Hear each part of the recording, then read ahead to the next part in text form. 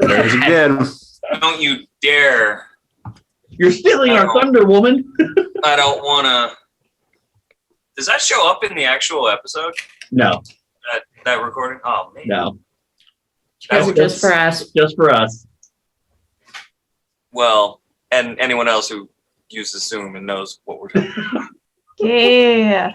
Speaking of other people, hello. Thank you for joining us on this session of The Keep. It is going to be a lot of fun, guys.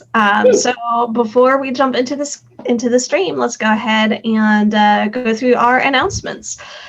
First, as always, we are going to point y'all towards Take This, which is a nonprofit charity organization designed for increasing awareness and decreasing the stigma of mental health issues in the gaming community. They do a lot of much needed work, and if you can, donate, please. If you can't donate, please check them out, share the word, find them on social media, give them a like and a share. Getting the word out is always awesome. And speaking of things on social media that you should find and check out, you should also check us out. We are the Keep RPG on Facebook and Twitter and Instagram and TikTok and YouTube. And you should totally come find us live on Twitch, twitch.tv/thekeeprpg. If you aren't already here, if you're catching our VOD on YouTube, thank you. Check us out on Twitch. We air on Wednesdays at 6 p.m. Central Time. We would love to have you in the chat. Come and find us. Other things you should totally check out on YouTube are the Pandaverse and Night Shift Night. Garrett, I'm going to go ahead and throw this over to you real quick. You want to do a quick blurb for Night Shift Night? Oh, God. I didn't prepare. Dang it. Do you ever? That's part of the joke. That's also part of how I make those videos when I make them. So when I do make videos, they're costumes and model kits and toy reviews and whatever I feel like doing. To be perfectly honest, right now I'm taking a break. I don't know. I haven't been working on anything particular, but I have a couple ideas that came to my little old pea brain, small smooth brain.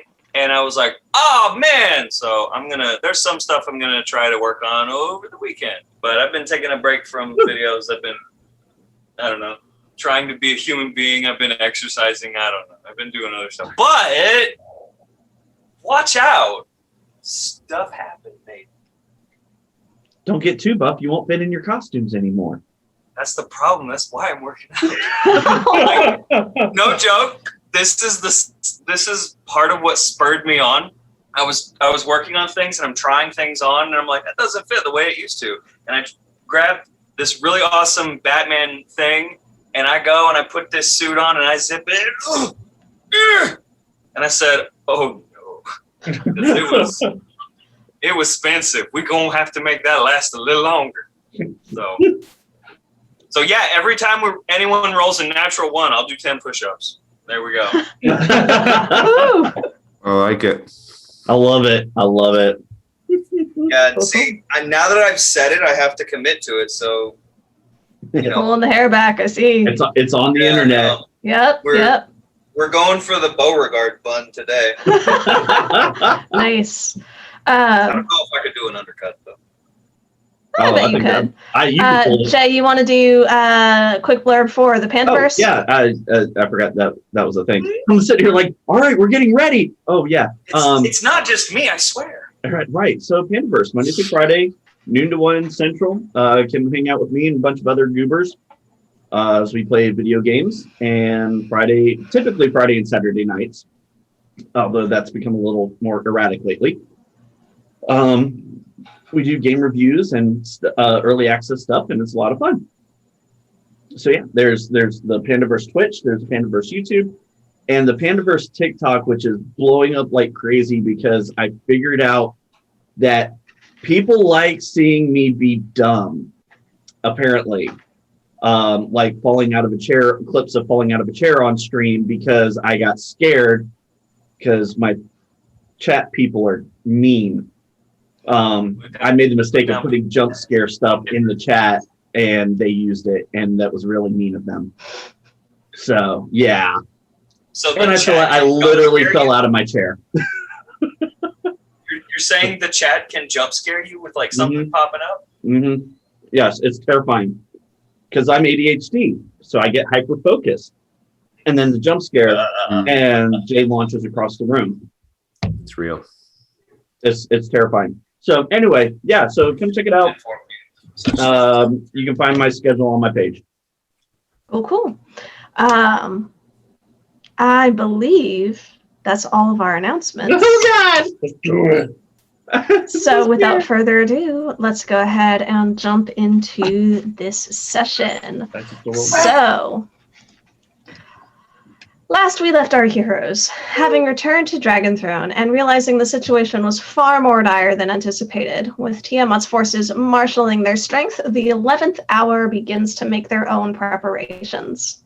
Sulyex meets with young Xantir, brother to Venera, the Oracle of Bahamut. He takes the youth outside of the city for a day of training and reunited with his allies for a council of war.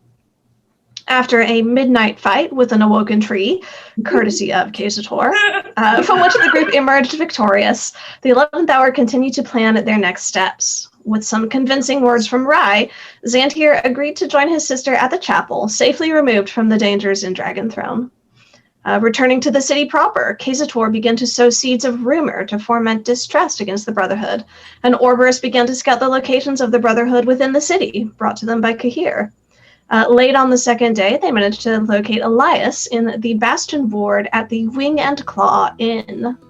Halberd was also scouting around the locations given, but was unable to locate Tyrek. Rai and Doran began crafting tools to help them in the upcoming confrontation with the Brotherhood. Rai enchanted a spyglass with aid from the library, and Doran used the arcane rubric gifted to him by Rai, alongside his recently acquired rune carving skills, to begin creating boots of expeditious retreats. Nice. In the meantime, Reuven and the forces of the Brotherhood begin to move within the city, working towards an end unknown by our heroes. Day by day, the confrontation between the two forces looms ever closer. And that is where we will go ahead. That's where we'll go ahead and pick back up. On the evening of the second day of this 10-11 day period between, or until we get to the Feast of Strength, Halberd, you had wanted to have a conversation with Sarai. It's been a while. Keep on going. I don't know what this conversation was about. That's all you, my dude. Yeah, that's what I'm saying. Like, let me. I've been out of country and out of state, so. I think it had something to do with Elias. Yeah, I think it was because I had asked you guys to try to track down my old friends. Mm-hmm. I don't know if it also had anything to do with what happened between Sarai and Kazator. That's their beef. Do I actually know? I don't know. I don't know about that one too much, do I? Were we all there for that?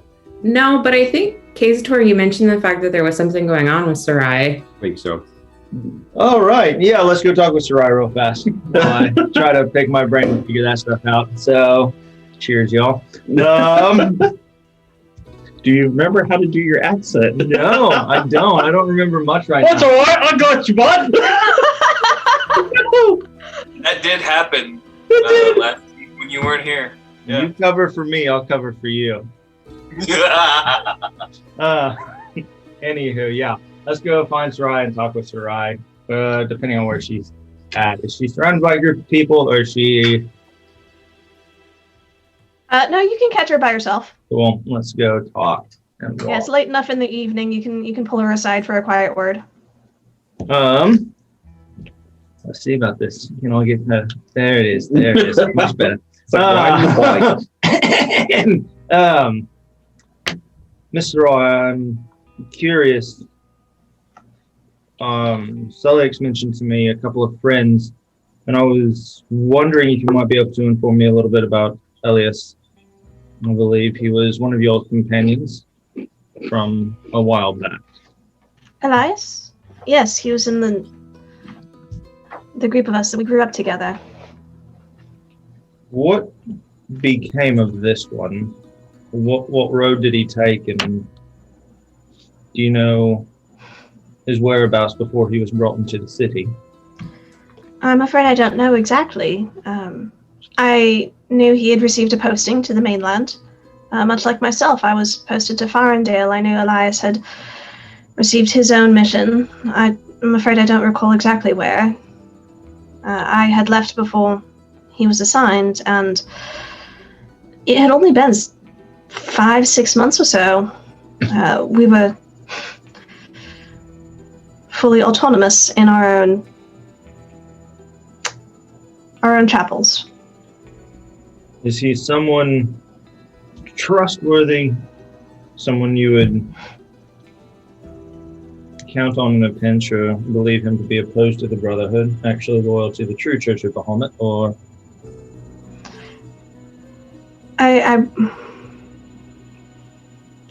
He is the most steadfast and compassionate man I know. He was a true friend for many years, and if he knew the truth of what you say is happening in the Brotherhood, I believe he would stand firmly against them. Do you know secret ways around the city to make your way to the Wing and Claw? It seems that he is in the care of the Brotherhood, whether chosen or not. Chosen for him, I'm not sure, but I believe him to be actually captured. So I'm hoping to be able to get him out. The sewers, I'm sure, have an entrance in the vicinity. I don't know the exact route. If you wanted to get near enough to it to have a subtler means of escape, that would be your best bet. Alrighty, I think I'll continue scouting around, but is there, you know the city best. I believe there are several hostages taken or people under their control, including members from our Sanctum. If we were to be able to get them out, would there be a safe place of refuge for them? Safer? Here within the catacombs is the safest place within the city, and the more people who learn about it, the more our number grows, the less safe it becomes. Mm-hmm. You say I know this city better than anyone, and while I grew up here, yes, these underground passages, these sewers, are nearly as new to me as they are to you. I've been here 5-6 weeks, maybe. I'm still very much learning my way around. That is fair. Sorry for assuming. I guess I oftentimes forget, being a stranger to this entire world, I impose the people who live here know it more, but this is a large world, so my apologies. That was not intentional. Yeah, we'll try to get Elias out. If you truly want to know more, Milo, I'd appreciate any assistance in the endeavor. Milo has a map, at least of the catacombs and some of the passages leading out. Your dwarven friend, I believe, spoke with him and gained some of that information. Very good. Very good. Yeah. Well, I'm going to go scout and see if I can find anyone else before we start making our moves and maybe get on the same page with everybody before we just start springing people out. I appreciate the heads up, the sharing of information. You're much better at it than some of your allies. Yeah. Everyone has their strengths and weaknesses, I think. The benefit is that we all learn to play into each other's strengths and cover for each other's weaknesses. And sometimes we all mess things up, and there's got to be a lot of grace shown in the in-between. So we're making it slowly but surely. Maybe. We'll find out. I suppose we will. Very much appreciate it, Mr. I do believe we are running out of time, so I'm going to go find out what I can, if you'll excuse me. And I'll bow and walk on out. She gives a brief bow in return, and you head on out. Remind me, Doran and Rye, did we do your roll for checking in at midnight to, okay. We did the one after we had returned from the cliffs, and we did the one at the end of that day. I have a number that was written and erased, and now I have a 36. I think that's hours so far. That would probably be hours that you've worked on it. Doran, you had succeeded on both of your constitution checks. Rye had failed one. Yes. Remember, with each 24-hour period that you continue working nonstop, the DC does increase by 5. And so you can accumulate multiple levels of exhaustion that will kick in at the end of this period. So, as everybody is taking... You just keep going. Think about it like this. You are in a creative fugue. You are going, you are passionate, you are working on something you know you are very skilled in and very good at. So you know the shortcuts and you're in the groove. You're downing coffee, downing your energy drink, whatever you are doing to keep yourself productive and moving. Exactly. And you know that you are going to be able to finish this, but you also know that at the end of it, you're probably going to, once you stop moving, once all of everything wears off, there's going to be a crash. And what these constitution checks are doing is determining how severe that crash is going to be. If we were to like take a break in the middle of the construction period, would that help alleviate some of the self butt kickery? That'd be worse off. Like depending on how you wanted to do it. If you took a rest, a short rest or a long rest period, you would have any levels of exhaustion that you'd accumulated kick in. And each of y'all is going to have at least one at the end of this 3-day period, because staying up and working hard for 3 days is just straight up going to be exhausting. So you are... So the DC is 20 now. The DC is 20 now.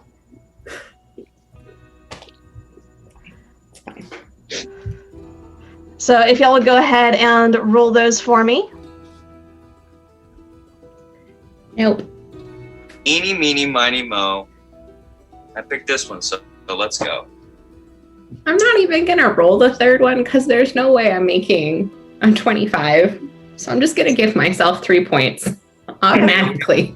Are we supposed to roll 3? No. Nice. No, Brenda's talking about this is the end of the second day. At the end of the third day, give or take, I think that's about when y'all should be finished.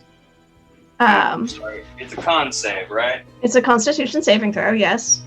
Okay, so 9 plus 8, so 17. So that is your first failure. all right. So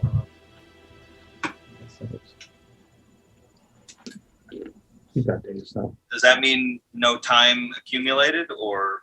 No, that's fine. The time still is, you're still working, you're still accomplishing what you need to. So add the other, 24 hours? Add 24 hours onto what you've already done.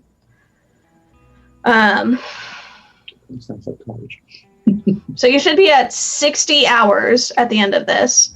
So at 8 p.m. on the next day, you should have gotten your full 80 hours. Am I counting that right? Yeah. Okay. So, waking up on the third day of this downtime period, Rye and Doran are continuing to work. We will get to that. Solyx, what are you doing? Just having found out the location of some of the prisons, I'm gonna try to ask around, see if I can't find out the rest of them, and then, as per usual, relay it to K-Sator whenever he contacts me for the day. All right. I am going to go ahead and have you make an investigation check, please. 4. 4.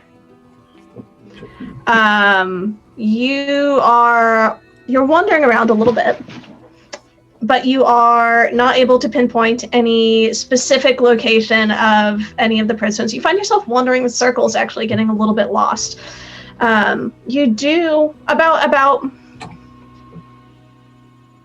between noon and we'll say 2 p.m. or so, you do start getting a headache, getting a little bit of like this buzzing in your brain almost. Something that's lending itself almost to a migraine. Fairly low key, you can ignore it and keep moving, but it's you start noticing it's an unpleasant sensation. About an hour after you start noticing that, you encountered within the temple complex, as you're wondering, you encounter a yellow golden sort of waxy scaled dragonette. Its belly is glowing dimly, and it chirps at you, a low-pitched, vibrating hum. What was that? Divine sense. Divine sense. What are you able to sense? Celestial fiend undead. Celestial fiend undead. It is not a celestial. It is not a fiend. It is not undead. Neat. Okay.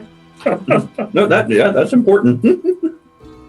I do it to everything I meet. Mm-hmm. So it chirps at you, this low-pitched sort of vibrating hum. And as you move closer towards it with your divine sense activating, the glow gets a little bit brighter as you approach. It walks a little ways ahead of you, sort of a hopping, prancing, looking over your shoulder, or looking over its shoulder to see if you're following as it moves down the hallway. This is like a fairy equivalent of like a dragon thing. Sure. I'll follow the weird glowing dragon thing. Okay. It leads you down a corridor and outside into a walled-off meditation garden. The sound of water flowing over an artful miniature fountain creates a very soothing atmosphere. There are a number of plants. There are some flowers in hanging baskets that are elegantly decorating this courtyard area. The dragonette leads you on a slightly curving path to the shaded end of this courtyard, where you see a figure reclining on the ground, dressed in well-used armor, a violet badge embroidered with crossed verdant lances embroidered on his gambeson. Hi. As you get close enough and you see this figure, you're sort of taken aback by the sheer multitude and magnitude of scars covering the visible scales across his face, down his arms, on his hands. His piercing blue eyes meet your own with a glare that shifts to surprise. And this golden sort of cat-sized drake launches itself into the air and comes and hovers over his shoulder, the light from its belly filling the area with a warm glow.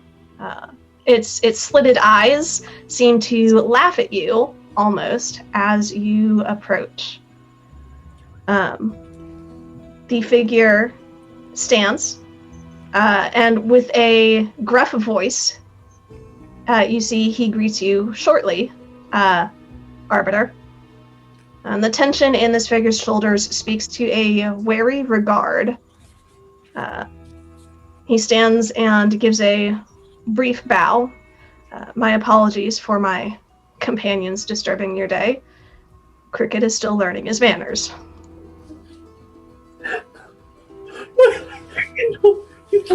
on it.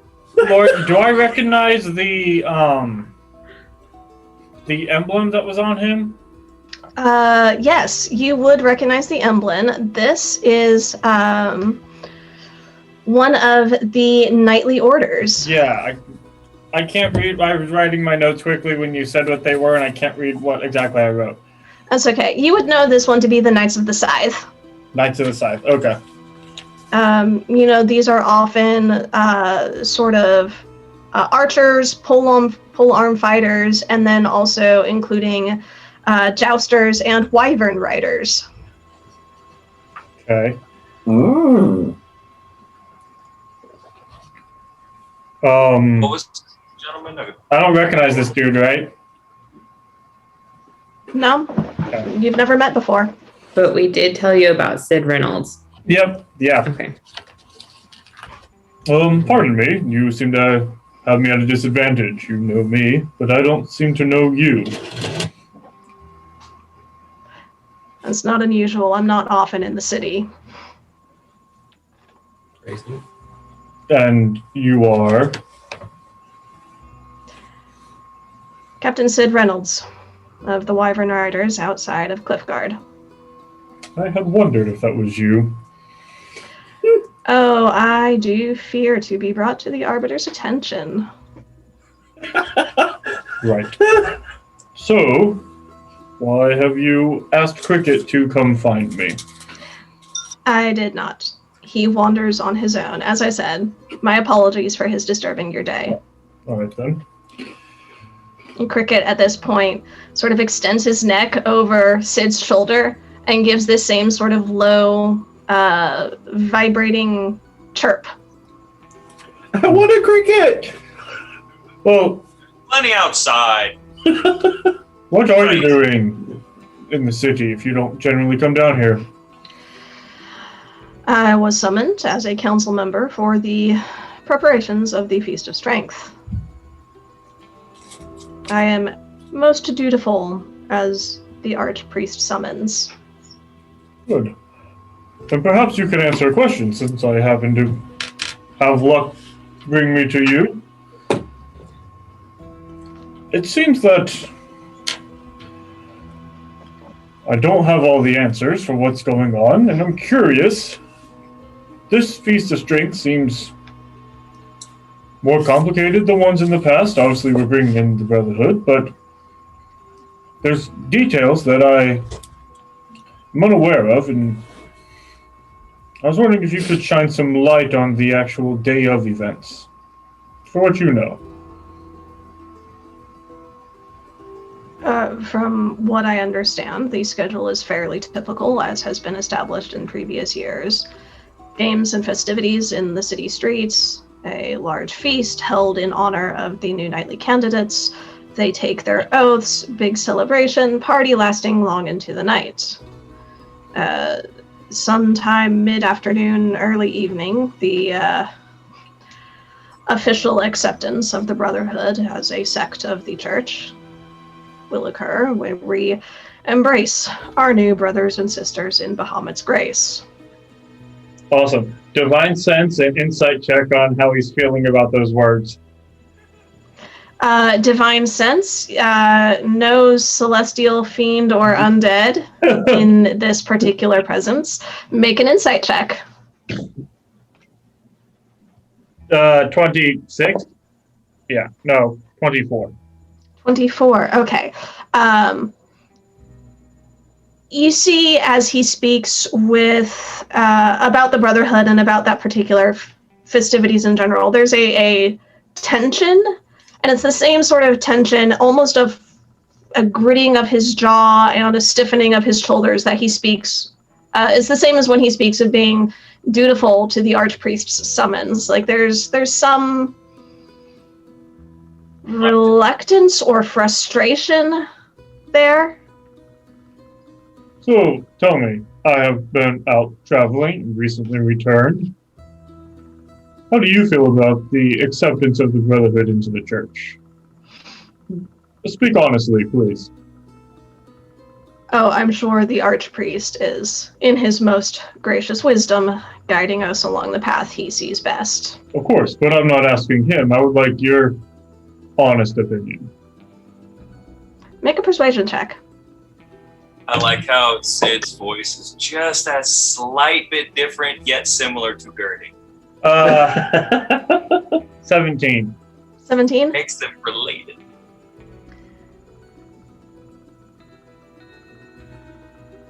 With respect, Arbiter, I'm a dutiful servant of the church, and as the Archpriest wills, I will perform. Of course. As we see it from a perspective outside, perhaps, as we are stationed in Cliffguard. Have you had much interaction with the Brotherhood? Very little. They do not often come to the barren lands near the Shattered Ones. Right. Follow-up question. You know of Gertie, yes? And you see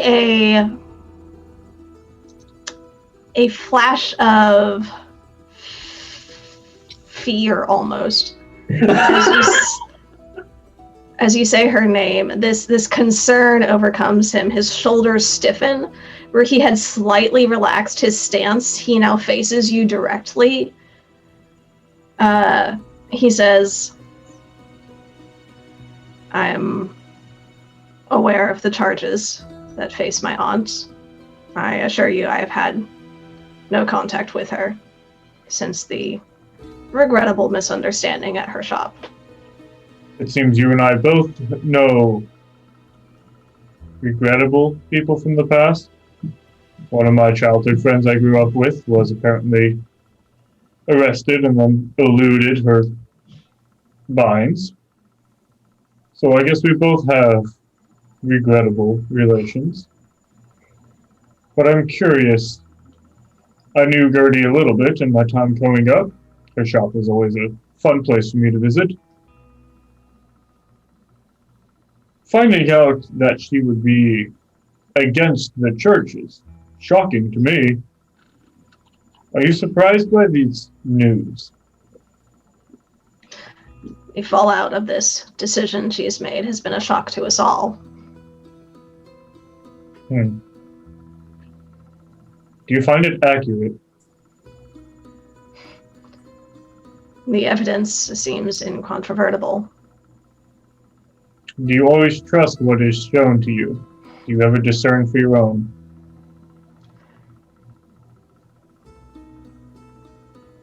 Forgive me, Sir Arbiter. If you have a point, say it clearly. These questions, this back and forth. I am a faithful follower of Bahamut. That is the question. I was gone for a while. I've returned. And I have found that those who I used to know are not those that I thought they were. So now I'm trying to find who I can trust in this city, who are good and true followers of Bahamut. And I'm curious if fate has led me to you, or perhaps the Platinum Dragon himself. Let this little golden dragon bring us together. If you're looking for trust within this city, do not look within these walls. But when I'm afraid I cannot Baron say Land, any further. What was that, Wes? when I look to the Barren Lands for trust,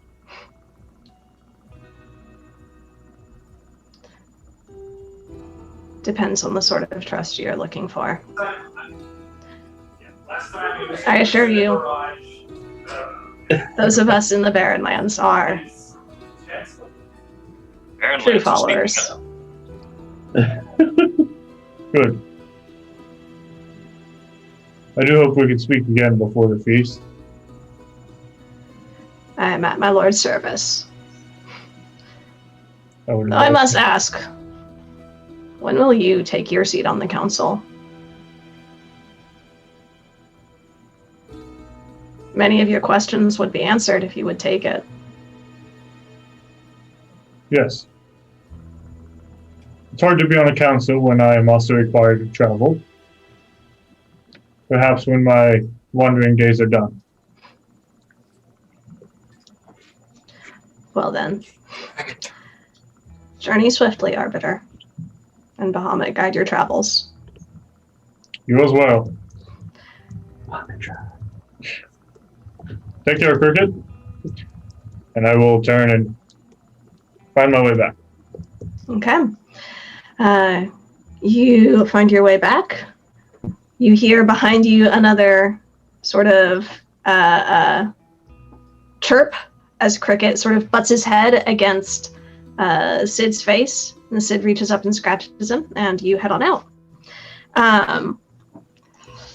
Let's see. As the day continues, you do feel this sort of buzzing headache continue. It had briefly alleviated during your conversation with Sid, but continues to grow as the day goes on. Halberd, probably about the same time, shortly after midday, you get a message from Kahir, who has a bit of news and information for you. They come and they meet you, and they say, you had asked for a report of any information I had managed to gain, any connection I had in Grimhold. I've spoken to Malik from Underhold. and made a connection to one of his assets here. Is this an acceptable time to introduce the two of you? Was it a message that I just got in my brain? No, Kahir came to find you. Okay, good deal. Good deal. And where was I at that point? Just roaming the city, or was I watching? Were you continuing to be scouting? Like, what was your plan for the day? My hope was to figure out if I could find out any more locations of the prisoners, and if not, go ahead and scout out the wing and claw a little bit tighter. Okay. Make an investigation check.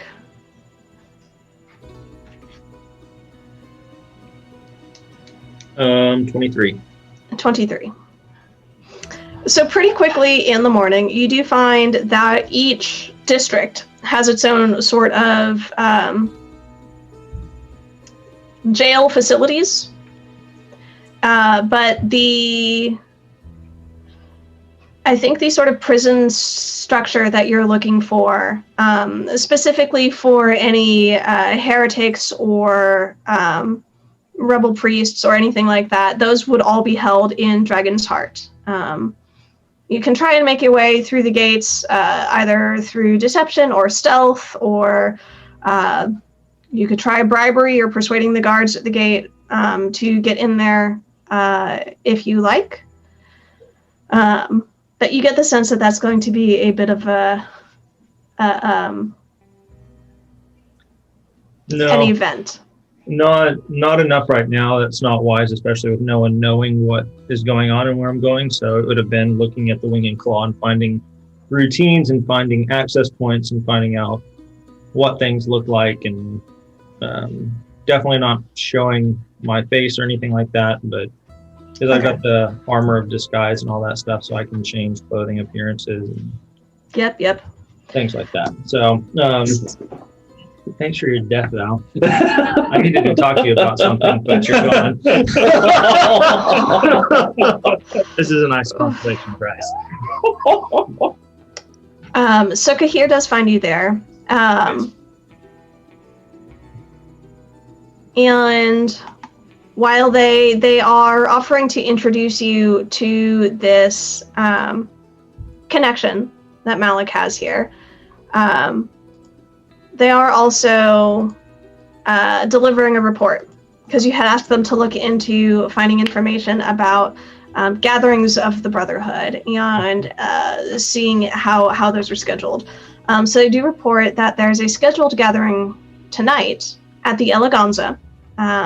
That particular location is hosting the majority of the Brotherhood that are currently in the city for dinner and a show, essentially. But that the Brotherhood that is stationed at the Five Fiends has received a series of small shipments of high-quality incense from a number of shops throughout the city over the last 24 hours. And that the one that you had sort of been looking for, the one called Elias, was moved from this morning from the Wing and Claw to that location at the Five Fiends. Well, abandon this post. Cool. Yeah, I'll take special note of that and head on to meet the new contact of the Edge. I'm assuming it's the Edge, correct? Yes. This particular contact introduces herself to you as Filson Mornsmere. She is dressed in shades of gold and black with scarlet threads embroidered within the layers that she wears. You see a symbol of you would guess some religious figure, that she wears on a pendant around her neck. Her long auburn hair is twisted into two buns high on her head, and she walks and carries herself with a joyful spring in her step. She is introduced to you, gives a very flamboyant low bow, sort of pops back up, says, "It's ever so nice to make new friends." Malik says, "You have a job that should be so interesting for me. I'm quite excited to share." Do I know the symbol? Make a religion check.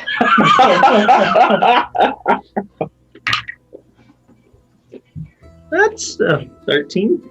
That's enough. You do recognize the symbol of Kelimvor, the Lord of the Dead and Judge of the Damned. He is the god of death and the dead. Very sort of promotes that death is a natural part of life and shouldn't be feared. It's a deep contempt held by most of his clerics for the undead, and that death is not a fearful thing, it's not an evil thing, and that they're the most vigorous of his followers are especially in the form you see before you. You surmise they can take quite a joyful attitude in delivering souls to their lord. You would guess from your interactions and from the connection to Malik that this is probably a fairly skilled assassin. Mm-hmm.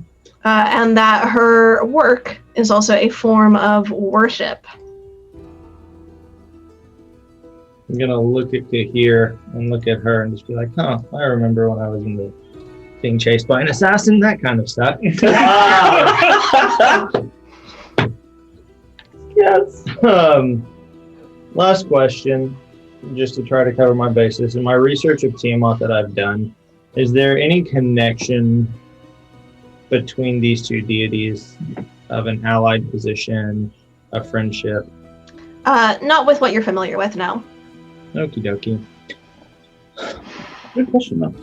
Alrighty. Well, time is unfortunately of the essence, and I'll look at Kahir. Well, you know it better than I do, trustworthy or not.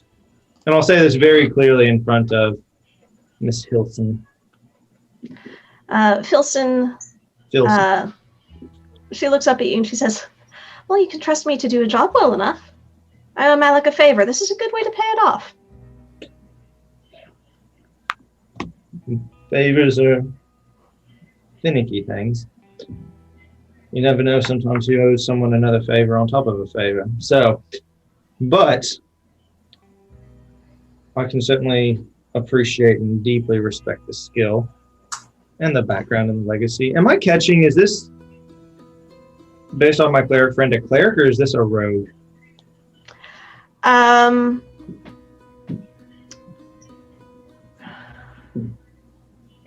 Make an insight check. Dude, 21. 21. While you see the pendant that she wears. That is the only sort of religious overtone to how she carries herself. You see a number of knives, both worn openly and concealed on her person. Your keen eyes do pick those out, the shape of them under her clothing. You see a number of tools of the trade that you're familiar with, that you would guess lend themselves to a more roguish nature. Howard just got a new best friend. We're going to be so good. After this nasty business is done, let's go get a pint and talk. Only if you're paying. Of course I'm paying. I'm the one who suggested it. However... Oh, a gentleman, too. You must like her better than you like Rye. Those thoughts out of my brain. Here's the difference. She asked if I was paying for it. Rye told me I was paying for it. So Absolutely. Yep. I'm sorry. Back on track. Yeah, I'm sure you've seen and noticed a drastic rise of some wonderful, wonderful people called the Brotherhood coming to this very fair and enlightened city. They have been making a nuisance of themselves the last couple of weeks. It was so much more difficult to do business when so many onlookers in the city streets. Yes, especially when they are hell-bent on letting out a goddess from hell. But, and I know that that's actually very, very terrible for business. So, the church might be bad. The church is worse when it's not doing its job, but it's definitely tragic when the church is no longer the church and it's ruled by another church. You speak in riddles. I apologize, but I don't know what's going on in these streets. Honestly, that's very fair. It's been quite confusing lately. But I do good work. If you have a name for me, I can remove a problem. I like this person so much. Don't have a name just yet, but I might in the near future. There's someone that I need to remove from a detrimental situation. And in the process, I wouldn't mind removing the one who's trying to make it a detrimental situation. And I think I might actually really like to see your work. So I will probably be getting in contact with you shortly with a name and a time and a location if there's a way that I can get in contact with you. Oh, absolutely. Here. Have this. I don't often give these away, but I think you could use it. And she takes what you recognize as a sending stone out of a pouch on her waist. Pager. No, she just gave you her number, bro. Anybody else hearing? So this is fun. She 100% went, here, give me your hand, and she wrote down her number on your hand. That's what this 100% just I happened. don't know about that, but Anyway, I will most certainly be getting in contact with you. Until such time, might I suggest laying low and being careful in the streets. I'm always careful. Laying low's no fun, though. It's bad for business. I've got a reputation to upkeep. Well, Relax from my own heart. sometimes reputations are best kept secret. Yeah. I will look at Kahira and ask her if she would be willing to help me scope out the 5 fiends. Twould be a pleasure. Cool. All my bros are gone. We're not sneaky. So. So, Pilsen departs. You start heading to the 5 fiends. Yes, ma'am. All right, we will jump back to you here in a moment. Doran and Rye were working pretty much straight through. Is that correct? Yeah. Okay. Kazator, what have you been up to? I'll try to keep it brief. Essentially, I believe I was working on the crossbow for Doran the past 2 days. So I would spend the first 10 hours working on that. Once I finish work for the day, that's when I will communicate with Sulyex and see what he's found out during the day before I go to the next location of the Brotherhood, just in case he finds anything of interest that I need to be aware of. And then in the evenings, I will go back again to the next location and sow some discord. All right, what is the next location? Remind me, where have you already hit? That is a great question. Let's see here. I had it written down, and I had to move locations this week, so I only have part of my stuff with me. Let's see. I believe I had hit. Oh, you know what's the wrong picture? My apologies. Keep. I think I had hit. Yeah, I'd only hit 2. Mm-hmm. I know. You know what? I know I haven't hit the Eleganza, so let's go there. I'll use my disguise self a little more upscale this time, and we'll focus on that one while I pull up where I've been already. Okay. Yeah. So at the Eleganza, that is the Celestial Squirrel, is the location in that district. You do find they are setting up for they've taken over the little plaza that particular business is set up on. The inn and the dinner theater has set up a sort of raised stage outside. There are tables that are being set up with a number of benches and chairs, and it is a large scale production that is being prepared for this evening. You were working 10 hours, you said, or so on the crossbow, so you'll get there between, we'll say, about 6 p.m. Sure. That evening. You'll get to the Eleganza at the Celestial Squirrel, and there's an influx of Brotherhood that are starting to arrive. There's a large meal that is being prepared, sort of buffet style, where it's come and go.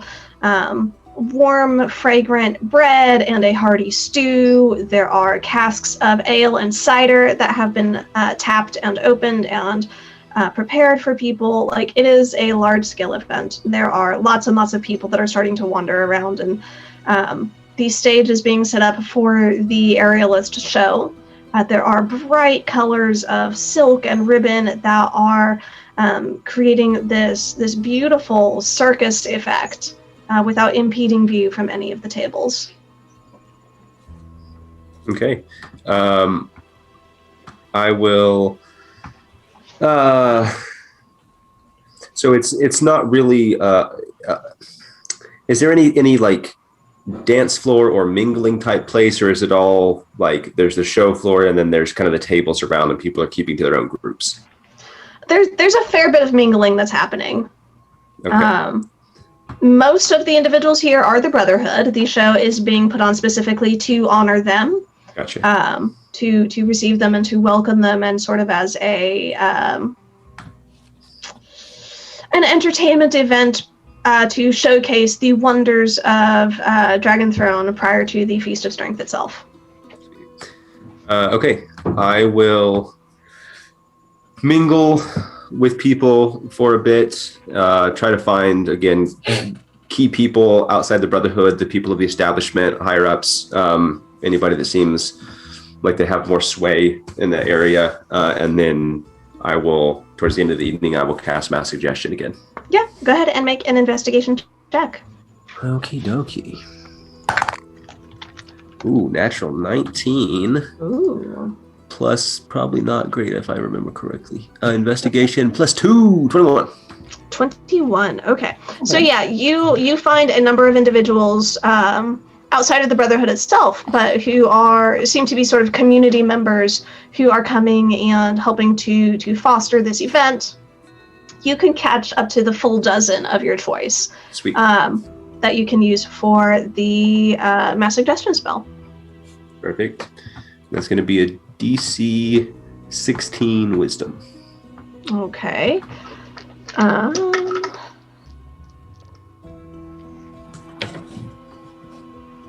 4, 7, 8, 5, 13, 5, 16, 9. That was cocked. 14, natural 1, 6, and a 17. I think that is two successes out of 12. Sweet. I'll take those. I need to get new dice. Oh yeah, there's not one. Hey, good job, Garrett. Yes, bravo, Garrett. I'm on a show. So, it catches hold in 10 of those individuals, and it takes about an hour, we'll say, because that was fairly good. Natural 19 investigation check, being able to pinpoint those did not take you long to do that. So by about 7 p.m. You have accomplished what you had set out to do. Okay. I've got more of the evening. We'll go ahead and put a pause on that. Perfect.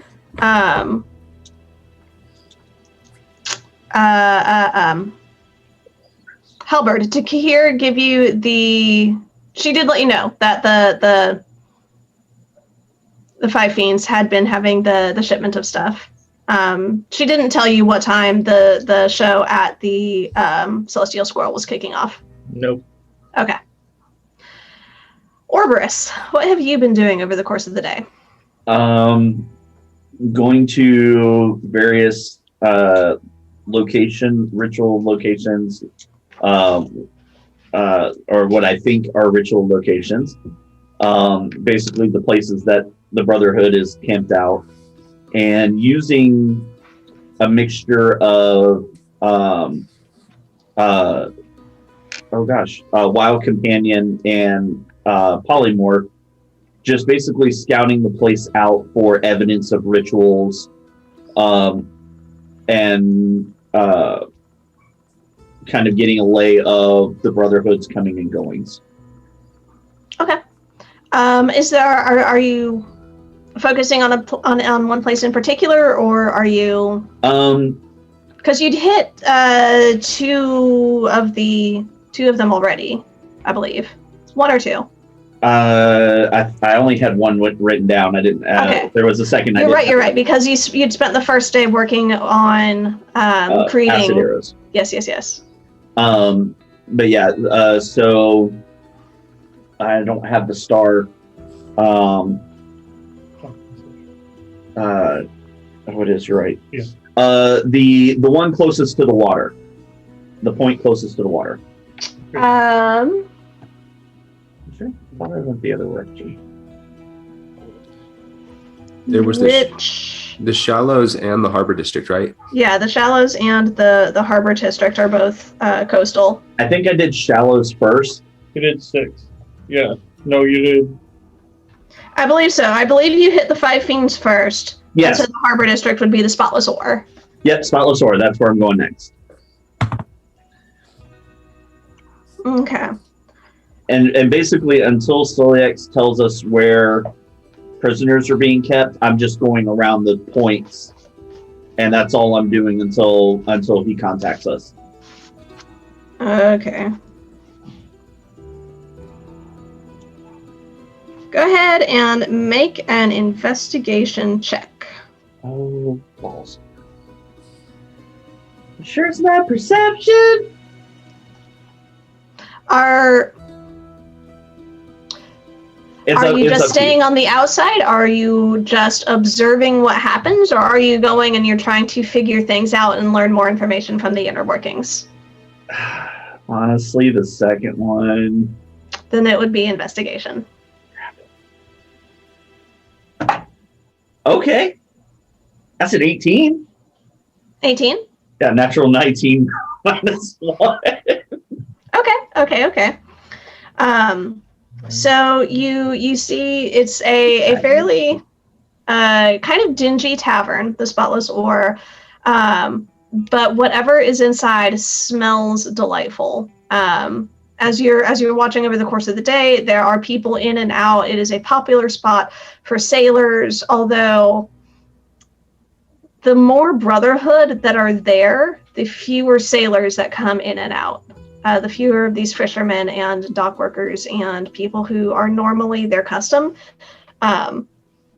So over the course of the evening, you notice that, or as it gets closer to evening, you notice a larger contingent of the Brotherhood moving away from the Spotless Ore into somewhere else in the city, and essentially almost completely vacating the Spotless Ore. And shortly after that, a flood of individuals is coming in for their own dinner. Like it's a busy place. There's music. There's food. If I saw them like mass exit, I would probably wild shape and follow them. Okay. So yeah, you'd probably also end up in the Eleganza in that same district then, because that's where they're heading. Okay. Heading to the show that evening. All right, I'll make notes. Actually, Okay, once they get to the show, obviously not being from around here, it'd take me a few minutes to realize what exactly they were doing. But since I have 6 hours of wild shape, let's use it. Once I saw them get settled to the show, I probably head back to the place where they're staying and see if I could go search their rooms for evidence of things. All right. What are you looking for in particular? Basically any writings, obviously if there's any like, hey, if there's a summoning circle, something carved into the floor, that kind of stands out, but I'm not very familiar. Right. I'm not very familiar with summoning rituals outside of what druids do. So just anything that I think will be of help.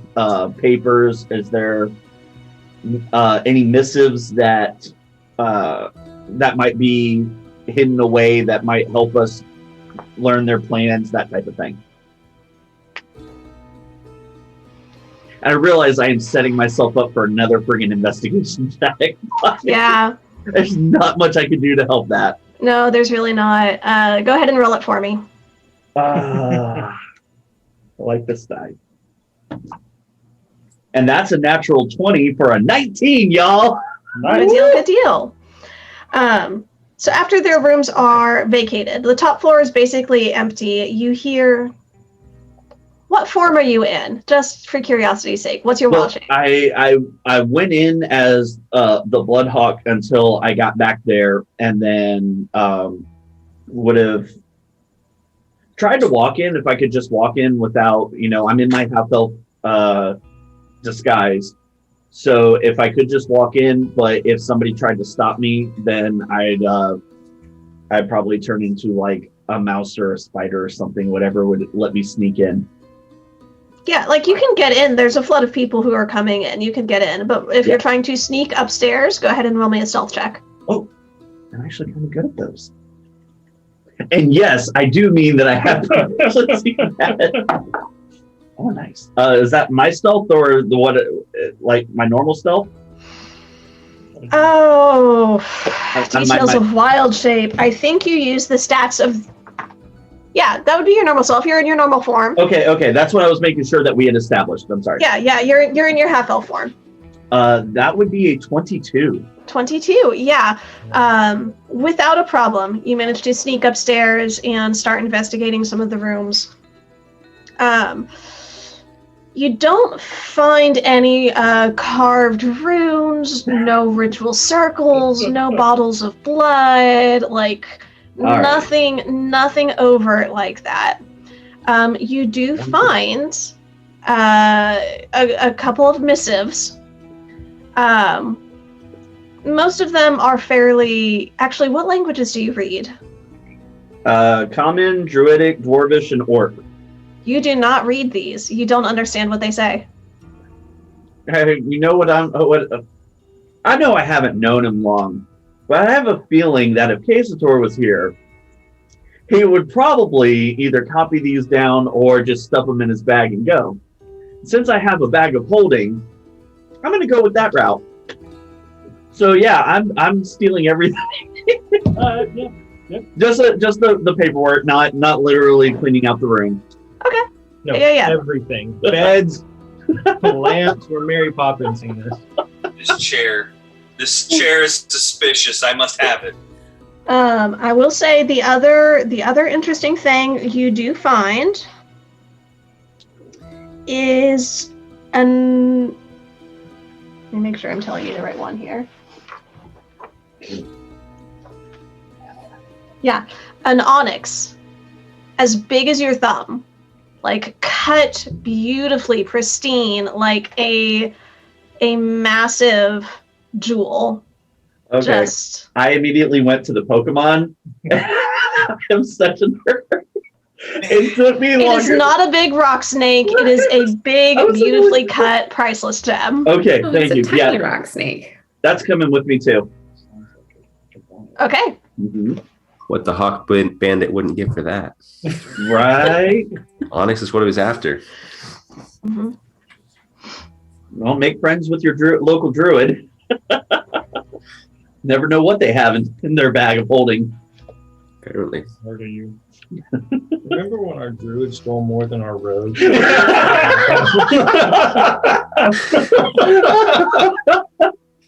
have a rope. We have a bard too, apparently. I was gonna say, see, that's way more valid than the "we have a bard" jokes. Go on.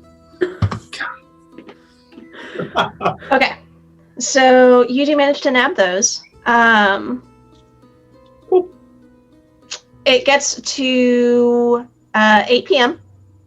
So the evening is wearing on. Ryan, Doran, I'm going to go ahead and have y'all do your last checks. I'm not gonna bother. I'm never gonna make a 25. Okay. Is it feasible for you? No, I could get a natural 20 and I would still not get a 25. I understand your pain. I will I rolled roll. a 13, I got 25. Natural 19 plus 8. Hey. 27. Good deal. That is a success. So Huzzah. you do manage to finish your projects. They are complete. They are done. When you awaken from your next long rest, or if you take a short rest after your short rest, Rye, you will have, what was that, 3 failures? Yep. So that will be a total of 4 levels of exhaustion, because you get the 1 that's automatic and then the 3 from the failures. Oh, geez. And then Doran will have 2 levels of exhaustion, the 1 that's automatic and the 1 from his failure. What does that entail for us, ODM? I'll send you a picture. Oh, goody. Also- Essentially,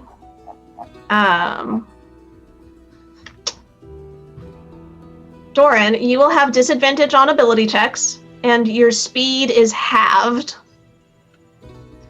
Rye will also have disadvantage on attack rolls and saving throws, and her hit point maximum is halved. Mhm. So she has 1 hit point.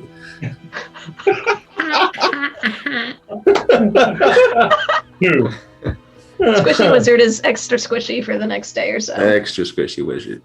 I'm not planning on going out. This list of the cast members brought to you by D&D, y'all. I did forget to tell you something, Lauren. I don't think this is anything more than narrative, but at the end of my 3rd day, I was going to pop in since I was at the library and just check on Vanera and Santier. On your way there, you are met by Oust, who has just returned from a trip to a world. He has brought a journal that he has collected. And he regales you with tales of collecting it from the diseased forest lair of a corrupted, unhallowed unicorn. Aww. My eyes are just glazed, and I'm doing that whole So he escorts you there. He greets Vanera and Xantier kindly. Vanera smiles at him. We will get back to that here in just a moment. Real quick pause. Just for those of us sitting at the table. Does that happen to be from the mission board? A specific unicorn unicorn that we were gonna go before we went here, but then got sidetracked to here. That became the whole rest of the campaign. A cursed unicorn that we almost went to. Oh, what you mean a white mare that kept escaping and leading other horses astray and causing all sorts of issues for the farmer and the land where it was being kept? Yeah, that one. That one. I have no idea what you're talking about. All right, you may continue now. Thank you. I have a question. Yes. I don't think it was ever established where I've been working on these boots. Where am I? I'm lost and scared. You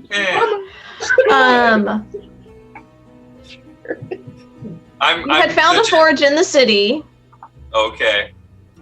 I remember you'd had a forge that you were working at in the city, a workshop area.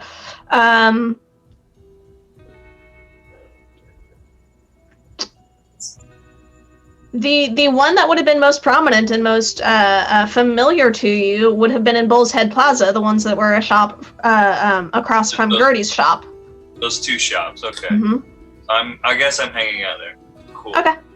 Is the Boots of Expeditious Retreat in D&D Beyond, or is Nope. that just okay? Cool. I will.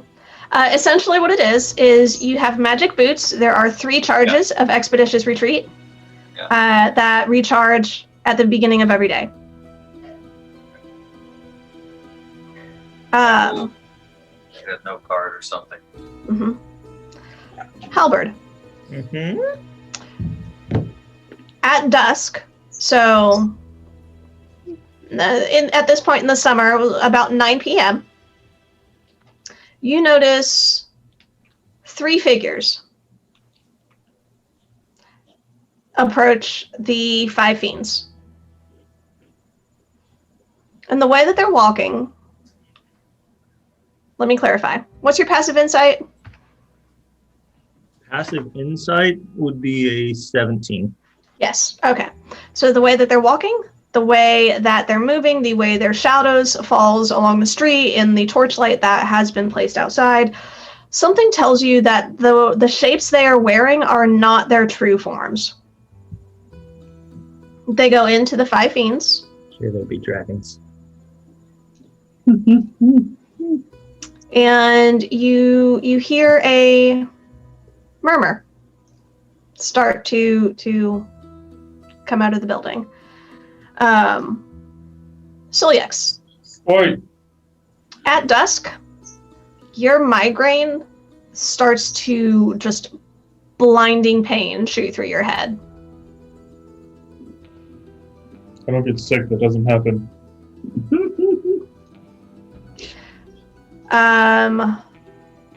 Right. About this time, you've had about an hour, a little less than an hour, to visit with Vanera and Xantier. I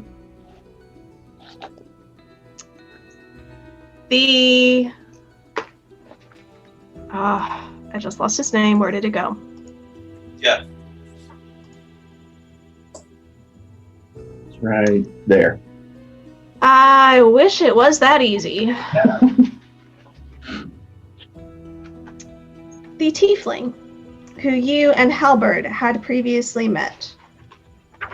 Yeah, who you're talking about? He's pink. He is pink, yes. Kenrick. Kenrick, yes. With his symbol of Istis on a pendant around his neck. He comes and he's been there, he's been helping Vanera, he's been sort of keeping an eye and helping Xantier to get situated also over the last day. And he looks at it and he says, if I may, you look quite exhausted. Is there something I might do to alleviate some of your burden?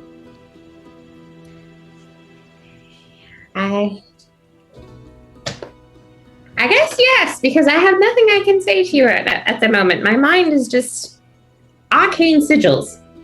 So you do appear to have been in quite a state. If I may. And he just reaches and he touches a hand on your shoulder. And you feel a warm, soothing, almost like a hug from a good friend enfold you and enwrap you. And a little bit of that burden is eased. So that is a greater restoration. You can go ahead and mark off 1 level of exhaustion. Dang! You put a diamond dust for you. because I'm excellent. Because you went to the chapel and saw somebody who is like, dude, you don't look so good. I'm sorry, I'm not wearing makeup today. It gets to the point where you've been there almost an hour, and then Vanera's eyes blaze with a white gold light, and she turns and there's this aura of power that fills the room. And she looks at you and she says, "It's starting." What? Oh, wait, what? And that is where we're going to go ahead and pause for a very quick break. We will be right back. So stick around. We'll be right back. Thank you. Not yet. There it is. That's how we do it. Thanks for coming back, y'all. We are, thank you, Wes, just in time, jumping right back into this. So, you know what?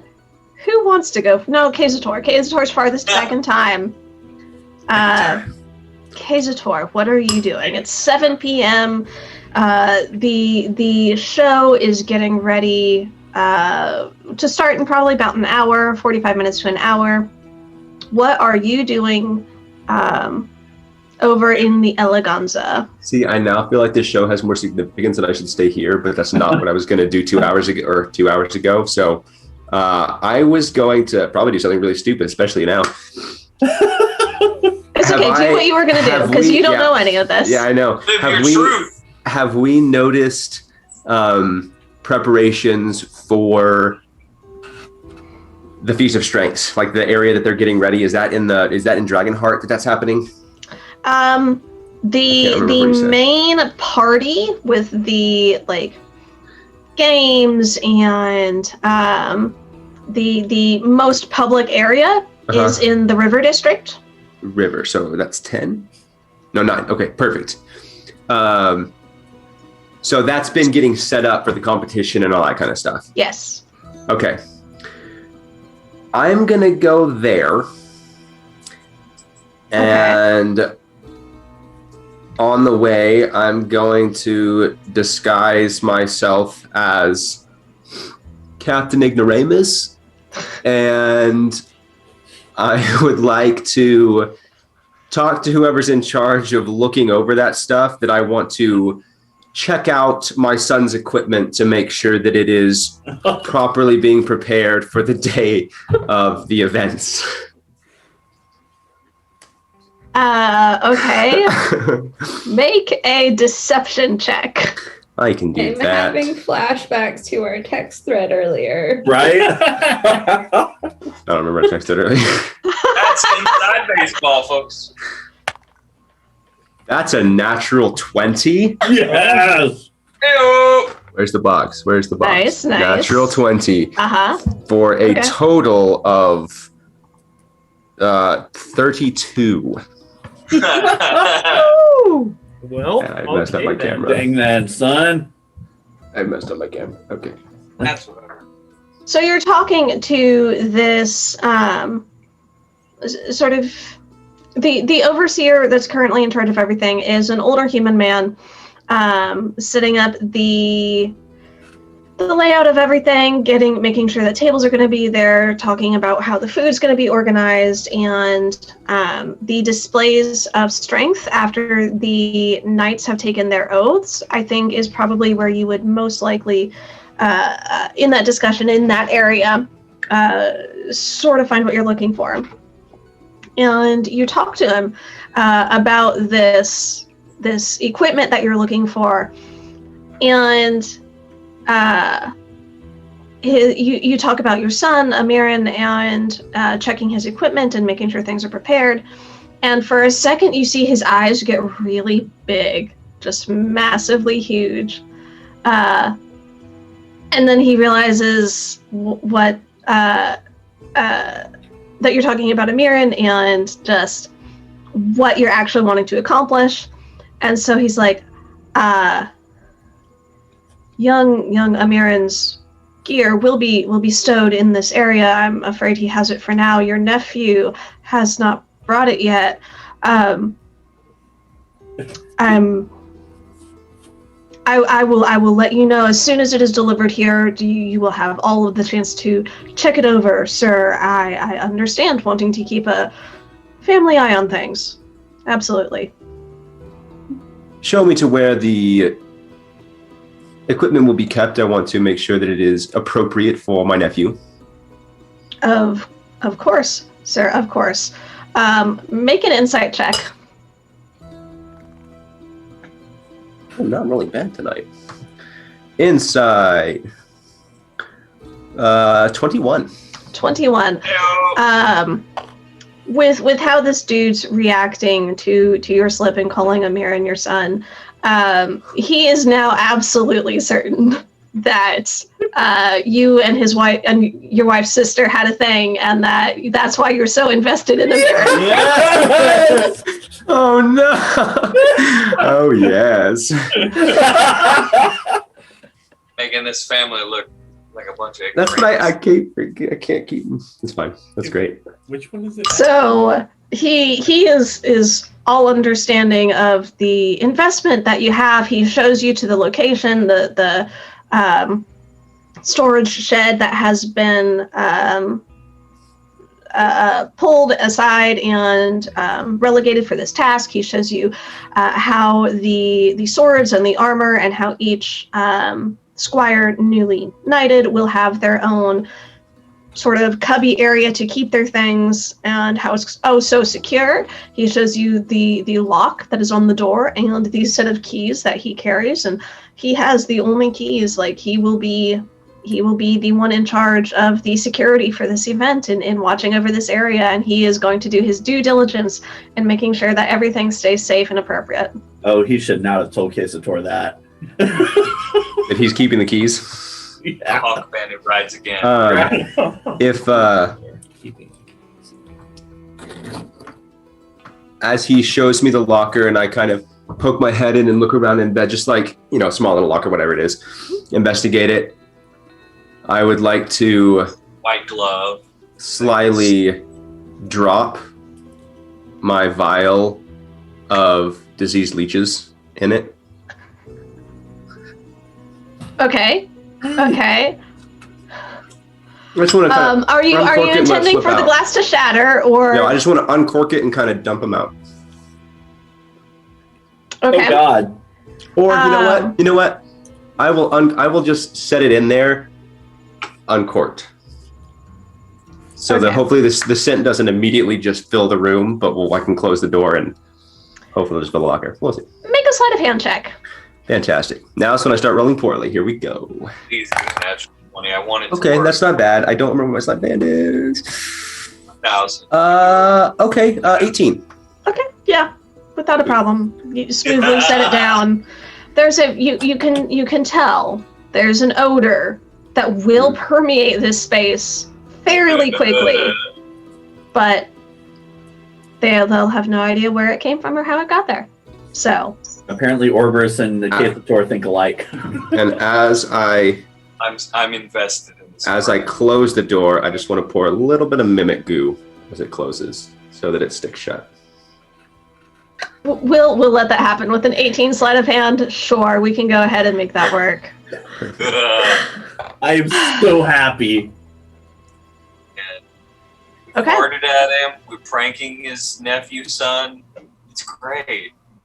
Oh, wow. So we'll say that's what you do with the time it takes to catch up to everybody at this point.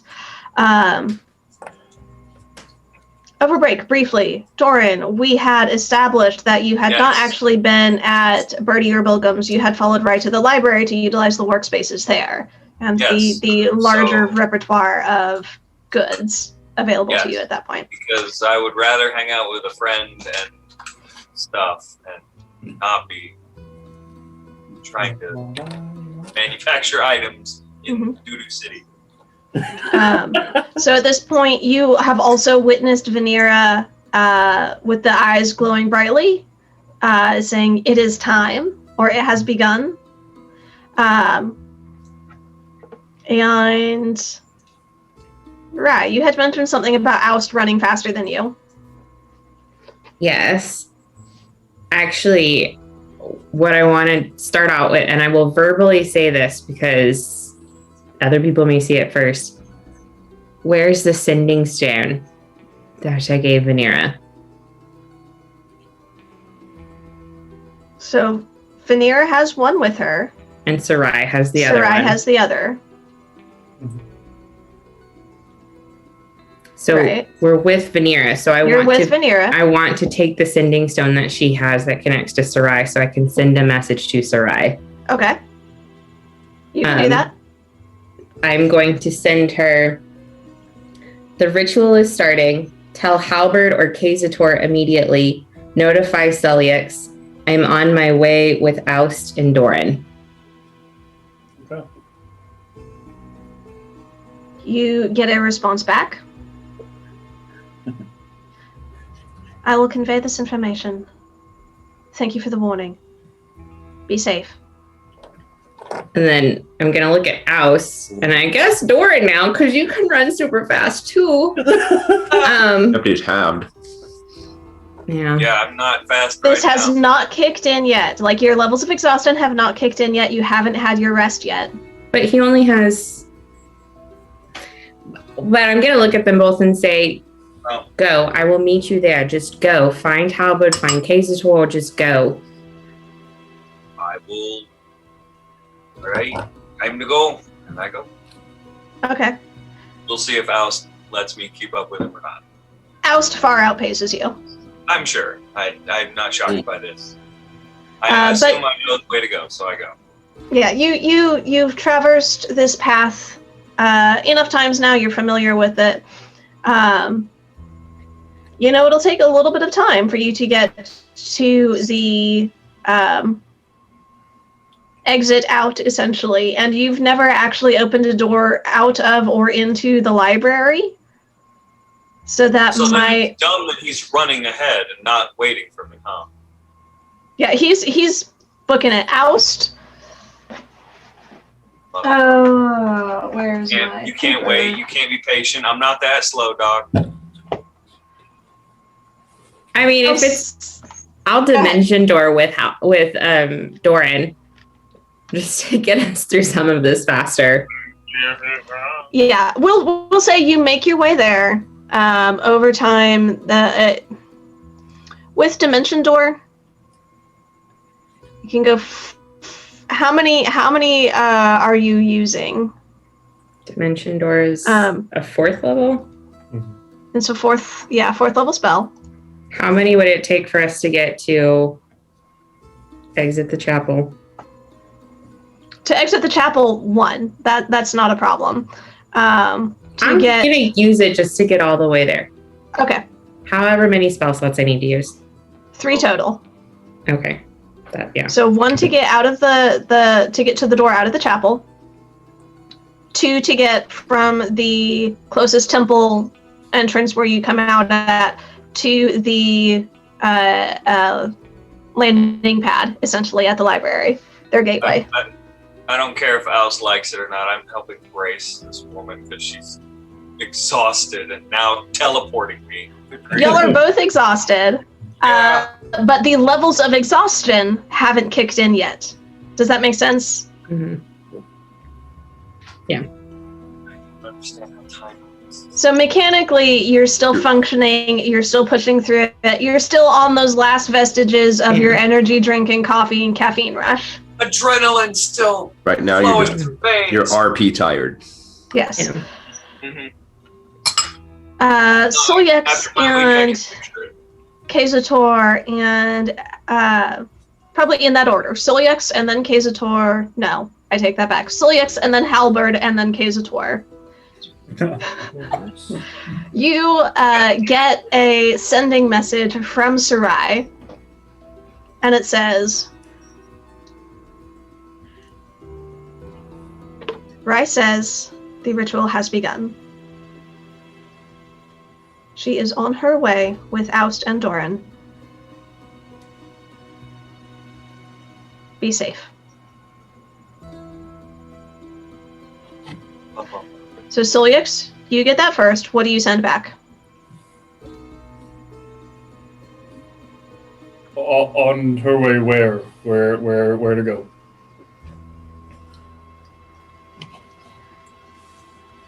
You don't get a message just yet.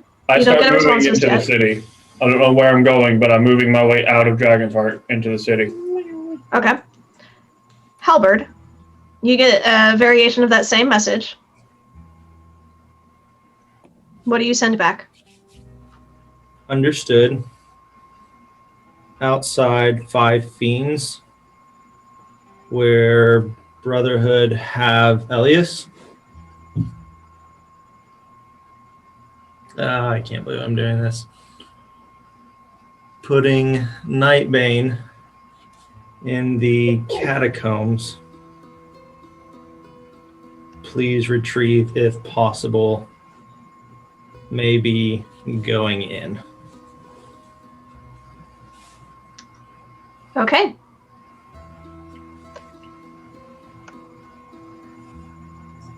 Before she gets to Kazator, she sends a message back to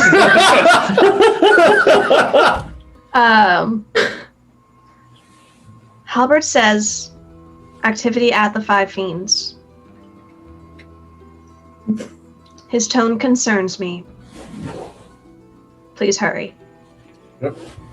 That tracks. I'm on there. Kazator, now you get the message saying, the ritual has begun. Halbert is outside the 5 Fiends.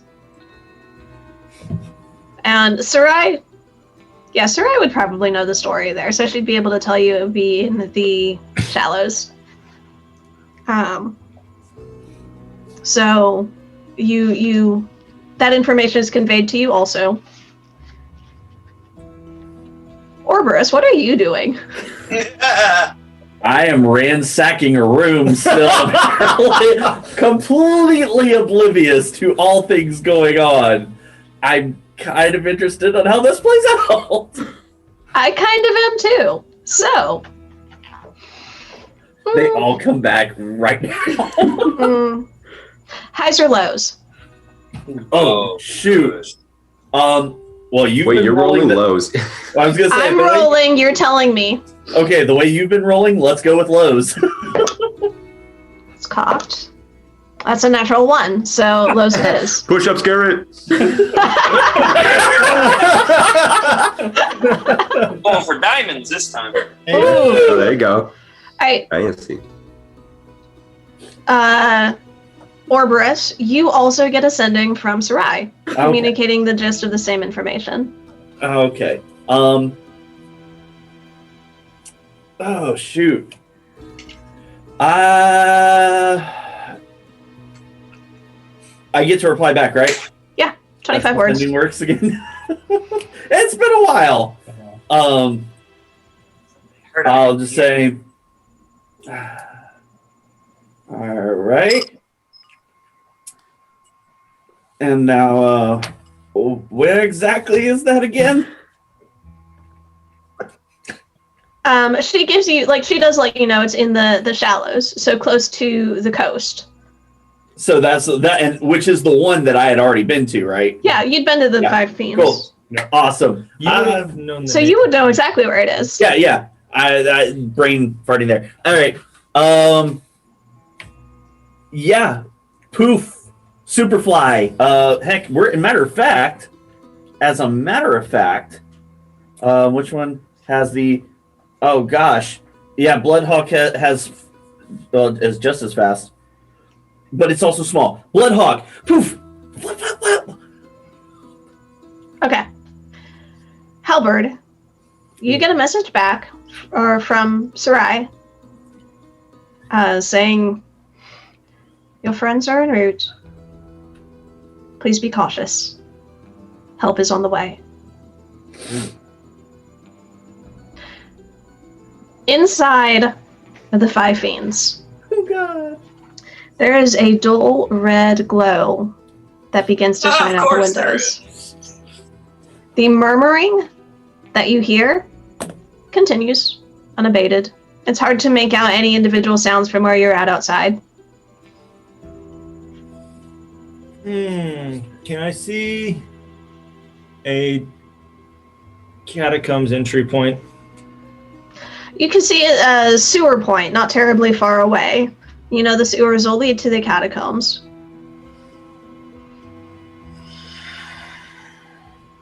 In the shadows, very cautiously and stealthily walk over, look down, put Nightbane in the sewers, and tell him Sarai's coming for you. Hang tight there, mate. And I'm going to look at Kahir and say, well, I'm concerned that one of our allies might actually be being used for the ritual.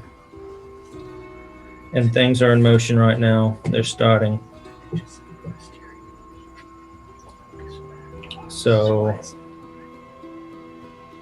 I'll have to get inside. And I'm not expecting you to come with me, but any type of help would be very much appreciated.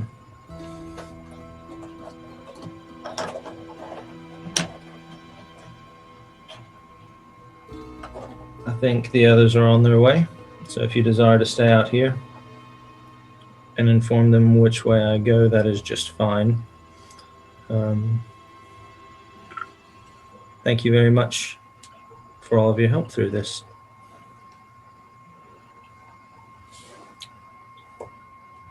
Stay safe. Kahir puts their hand on your forearm as you turn to go. And they say, "You speak as though you do not intend to make it back out. I've been there. If you go into a fight,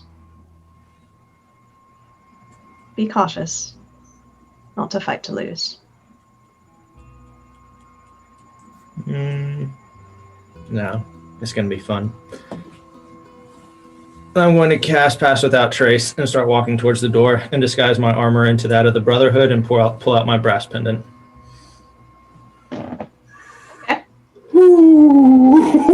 Stealthily moving in.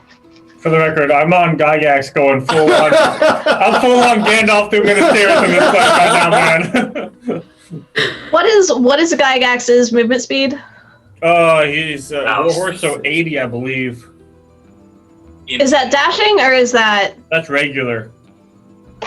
Ooh.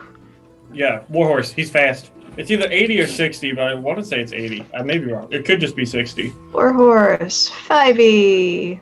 It's 60. 60. Okay. Either way. Yeah, that's why I chose Bloodhawk. It's the fastest thing I could find. Yeah, from where you're at, flying over the city, you do see this large, slightly glowing celestial horse bearing a large, heavily plated rider, making their way through the streets. Not as fast as you, because you're flying more directly overhead, but... Yeah, I just get the visual of this dragonborn riding a celestial horse with a little Bloodhawk flying over his shoulder through the city. This is amazing. Mm-hmm. But yeah, no, I will swoop down direct as quickly as I can to where Halbert's at. Yep. Okay. Ryan Doran, where are you coming out of from the library back to Denagon? Where are you emerging into the world? That's a question I don't have an answer to. I mean, I have no idea where they're actually at, so probably in the catacombs. Okay. Wherever is be able to do that. If we're in the catacombs, I should be able to navigate it, I suppose. Mm-hmm. Worth it. I need to look something up real quick. Are you checking to see if Sarai has another spell slot? I'm also going to message Filson before I go and just kind of give her target if I don't come back. Okay. Is that one that you want to say, or is that one you want to text me? It doesn't matter. Target's Reuben. Yes, it is. I was gonna say, that's not even. We all know the answer to this. The stealer of children. Okay. So you go ahead and you communicate that to Filson. If I'm not able to contact her within the next 24 hours, please assume your target is Reuben.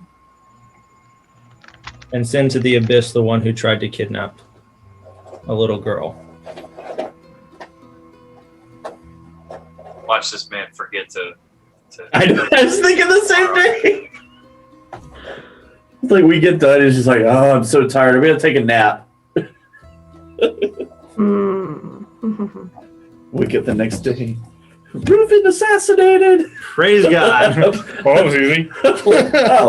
Oh, shoot. Why did we do that? Why did we start with this? I'm also going to say, but beware, I believe he's a dragon. I would have looked that up. Okay. No, I'm with John on this one. No, it's good. You should say that.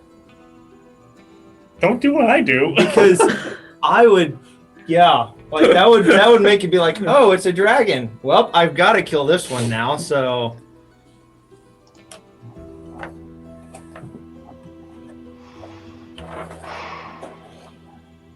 Lauren, you got me panicking, so I'm pulling out a whole bunch of random minis.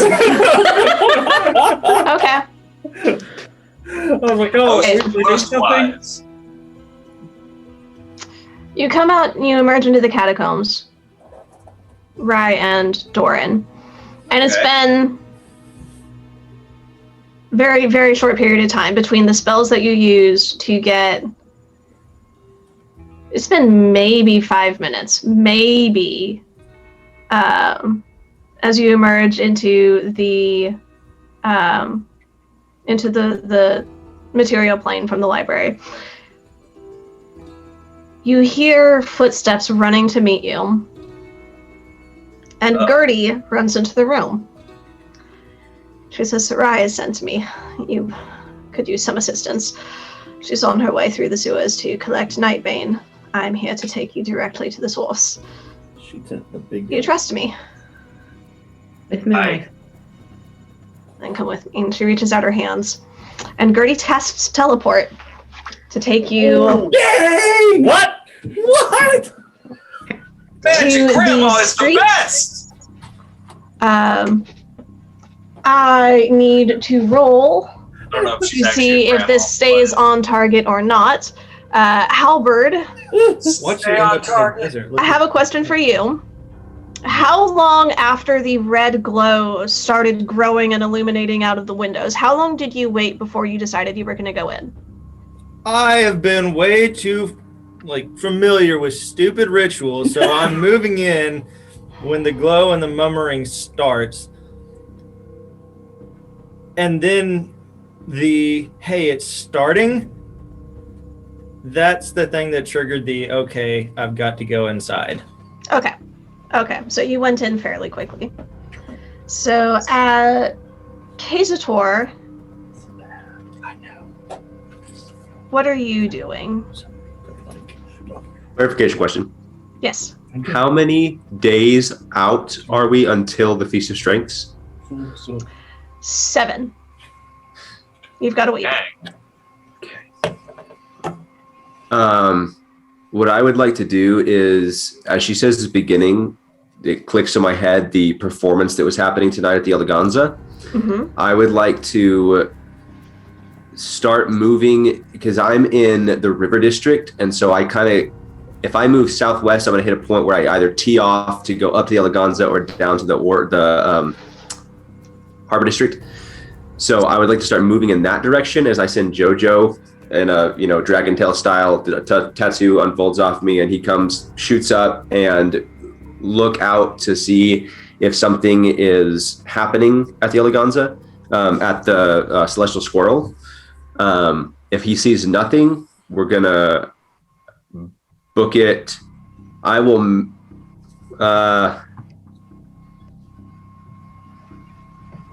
Let's just go with that first. Pop him up and see what he sees. Okay. So with the time it'll take him to get into view, he doesn't see anything particularly. Like, he sees the show. He sees the torchlight. He sees the aerialists on the center stage. This beautiful circus act that is being performed. It's like, in the height of its performance, there's oohs and ahs and just beautiful show that's happening. Everybody is engrossed and watching it.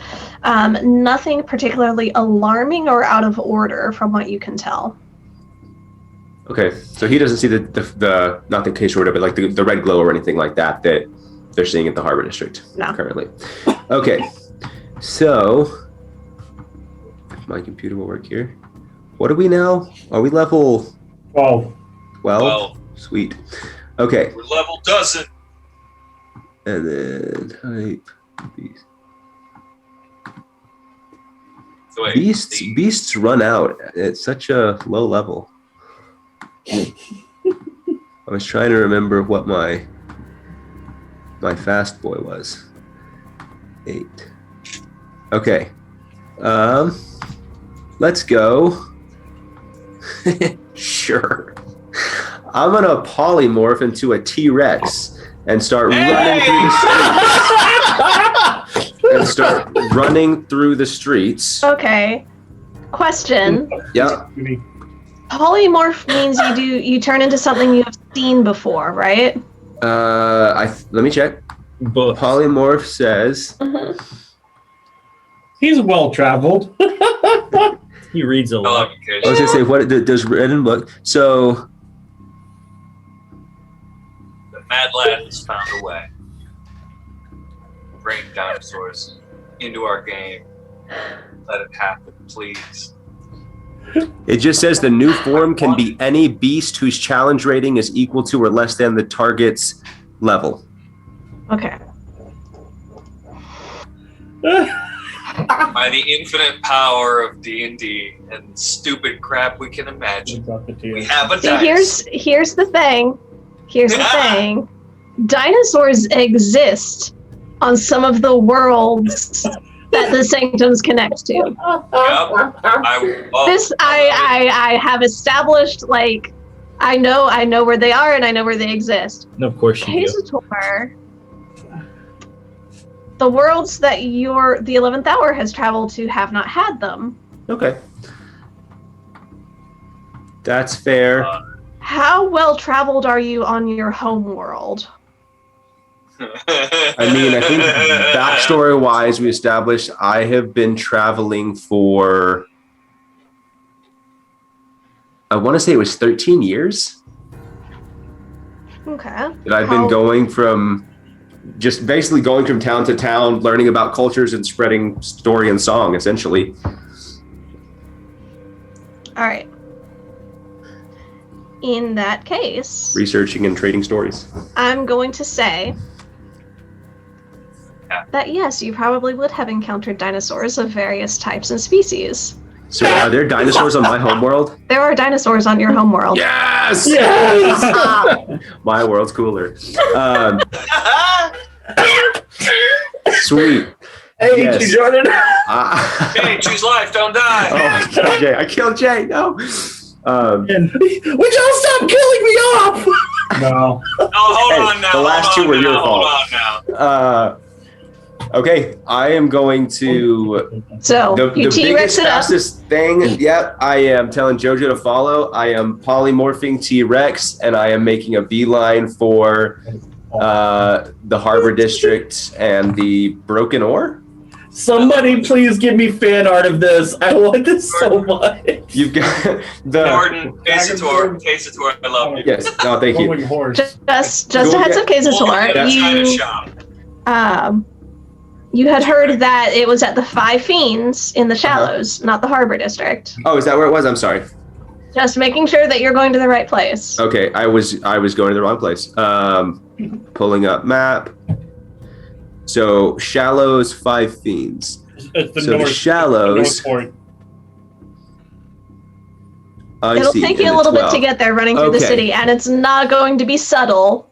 No. Oh, and that's the thing. Not I'm like, at I don't all. care if I draw attention to this. I don't care if people. I want people to know something's happening.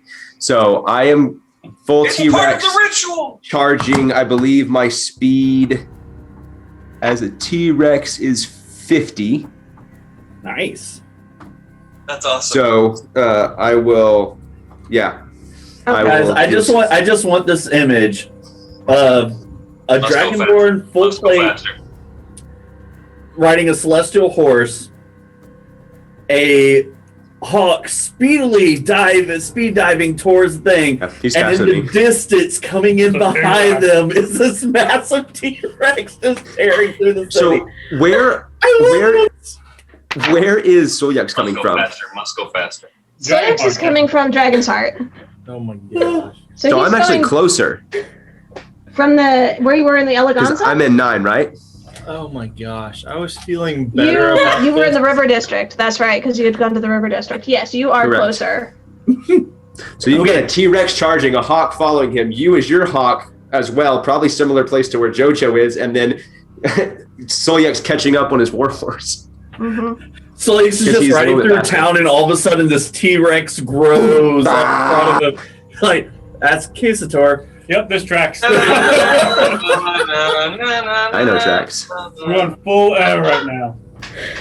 Guys, you remember that scene in the second or third Shrek movie where I Need a Hero is playing in the background as they That is the ending of Shrek 2. 100% I know that scene. I am Shrek in this instance. That is us right now. Let's go. Jordan is Mongo. You know what? I've never seen that movie, but I've been listening to a cover of that like a lot recently, so it's wild you just brought that up. Sorry. Anyway, all right, let's go back in. So, Halberd.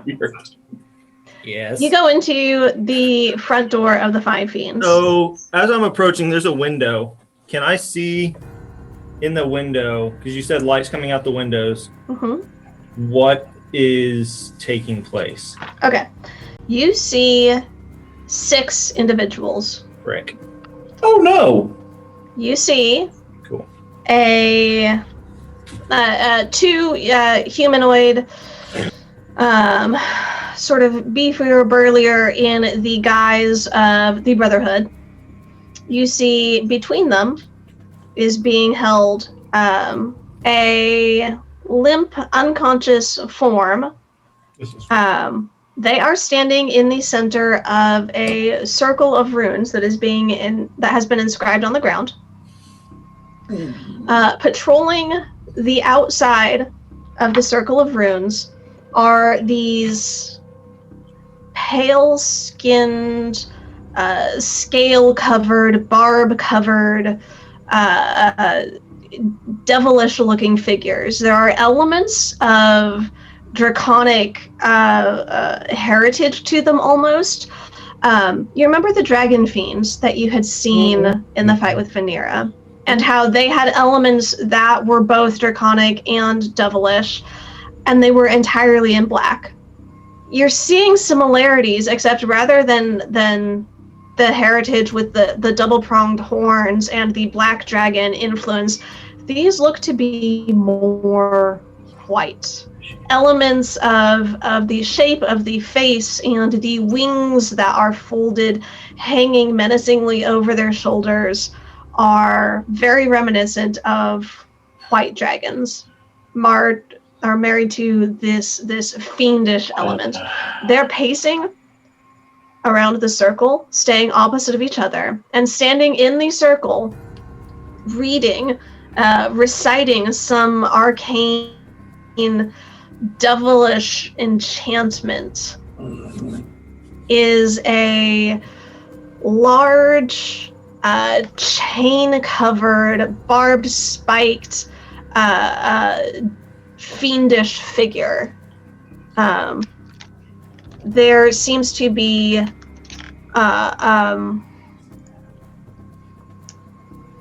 elements of gore and blood that drip down from it. The ends of these chains that hang off of them have these wickedly carved hooks and spikes that are currently resting on the ground, but slowly making their way, snaking around.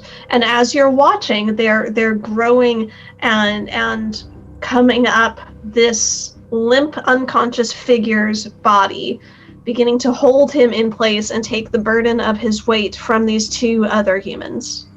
Is he breathing? It looks hard to tell from just glancing in the window. I don't like this. I don't like this. I don't like this.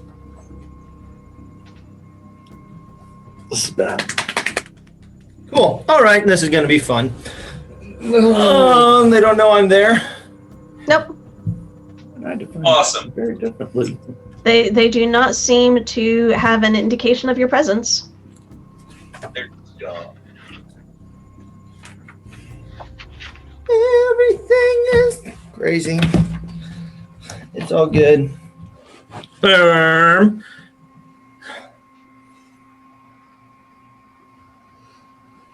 How close am I to Elias?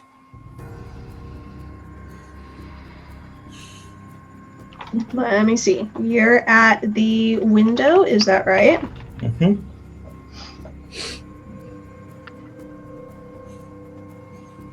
$25 feet, 20 feet maybe. Can I slightly slide the window open without drawing attention? You can say no. If it doesn't look like I can, then no. Make a stealth check. You can attempt it. Yeah, pass that trace on. Yeah, no. So I had rolled another one earlier when I said pass without trace was on, but I can discard that one and keep this one. Go for the one that you just rolled. Good, because that's much better. So it's a 41. Albard found himself in campaign 2. Okay. What are you about to Yes, say? you manage to open the window. It doesn't seem like they perceive you. It is they continue doing with what they're doing. The two Brotherhood are slowly letting the chains that are holding up Elias's form. They're taking the brunt of the weight. They're slowly starting to step back and release it to this chain fiend forms his power. The dragon fiends are continuing to circle. It is at this point, Going Rye through. and Doran and Gertie appear behind you. Can I shoot my arrow? Who are you aiming at? The person who's chanting. All right. You are aiming at the Chain Devil. This is going to be the surprise round. So, yes, you may do that. Roll to hit. This is your assassinate feature coming into play perfectly. An aberration tooth arrow. Okay. Ooh. Getting fancy. Yeah, I don't have many. I've got one left after this, so... What is the state? I got it. Well, okay, I'll wait. I have questions. So, Doran and Rye, Where's my... as you phase into existence, with Gertie having a hand on each of you, you reaching out and holding on to her. I never rolled to see how off target you went. Hold on, I should do that. My apologies. That was my question. Where exactly do we? Bertie's familiar with the spot. We're fine. Gertie's familiar with where she wants to go. She is eminently familiar with the city. I also was the building with which we will potentially have combat. We're just gonna request if you end up in a desert, don't side quest. Yeah. Guarantee I get the nothing. pet purple worm. It's like, it's a sign. I'm leaving now. Yeah. Right. Oh, yeah, Nope, y'all all are fine. those- Y'all are totally fine. Appearing fun. directly in the street behind Halbert's form.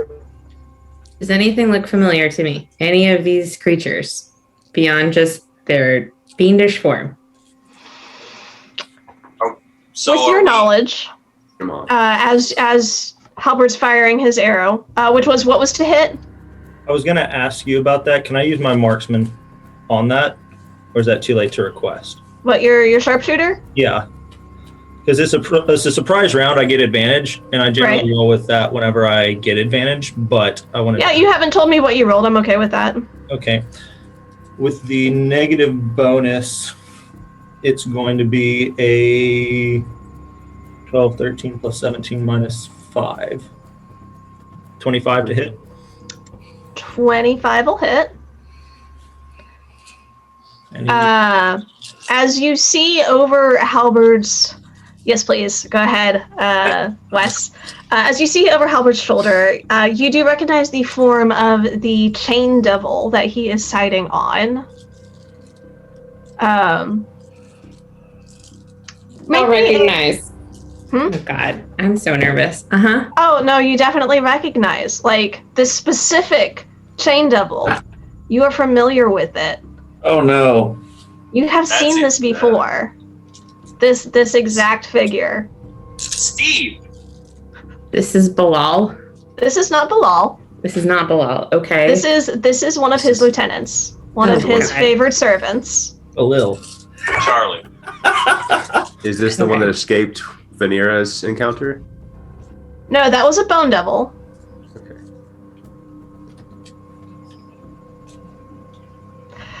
Right. Yeah. When you were taken by your grandfather, you were held captive. This particular chain devil was one of those who oversaw your captivity and made it exceptionally difficult for you to leave. Oh, that's just rude.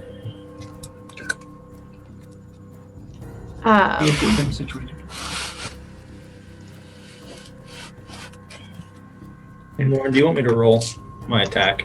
Yes. You hit, you go ahead and roll damage. Like, sorry, I thought I had already said that. Yes, you hit. I'm sorry. Maybe I didn't follow, so please forgive me. You are good. He needs You to don't make know- one save, which he'll make, but I like to say it. Constitution save, you said? Yes, ma'am. Yeah, natural 19. Yeah. Right. You don't know this chain devil's full name. You don't know his true name. But your grandfather referred to it as Birkanoth. Ooh. So much backstory. Guys, I'm scared.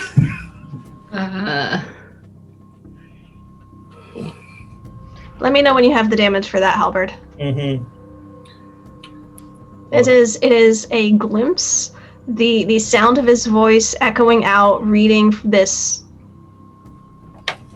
inscription, this spell that he's casting. So, It's just this flash of recognition. I have things, but I'm gonna wait until. sorry, I'm having to math because they're different damage types. That's okay. D&D is a good game, y'all.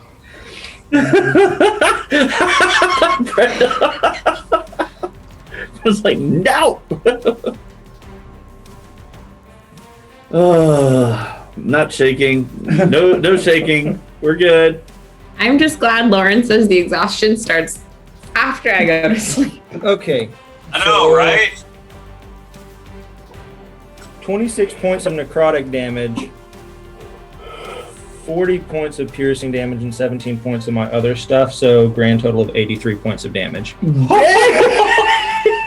it's quick, right? That's doubles? Yeah. Yeah. Okay. Hot damn. Right. Just The like spell they're casting concentration? that I arrow. hope so. That arrow was made out of fuck you, dude.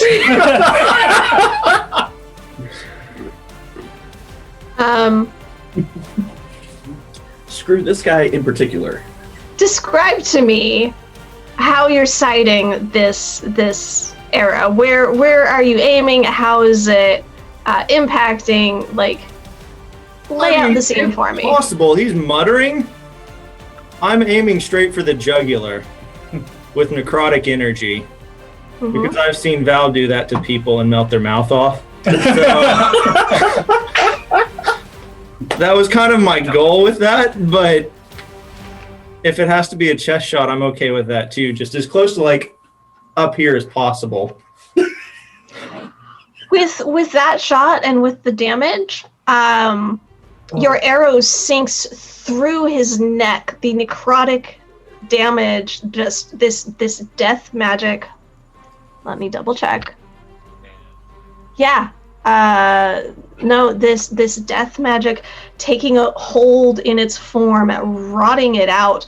There's a brief moment where you see it almost being eaten away, just sloughing off. The bone and chain and metal that makes up the spine very quickly becomes the only thing holding the head to the rest of the body. The eyes flash up and meet yours through the window as its body turns into sludge and collapses in a pile down to the ground.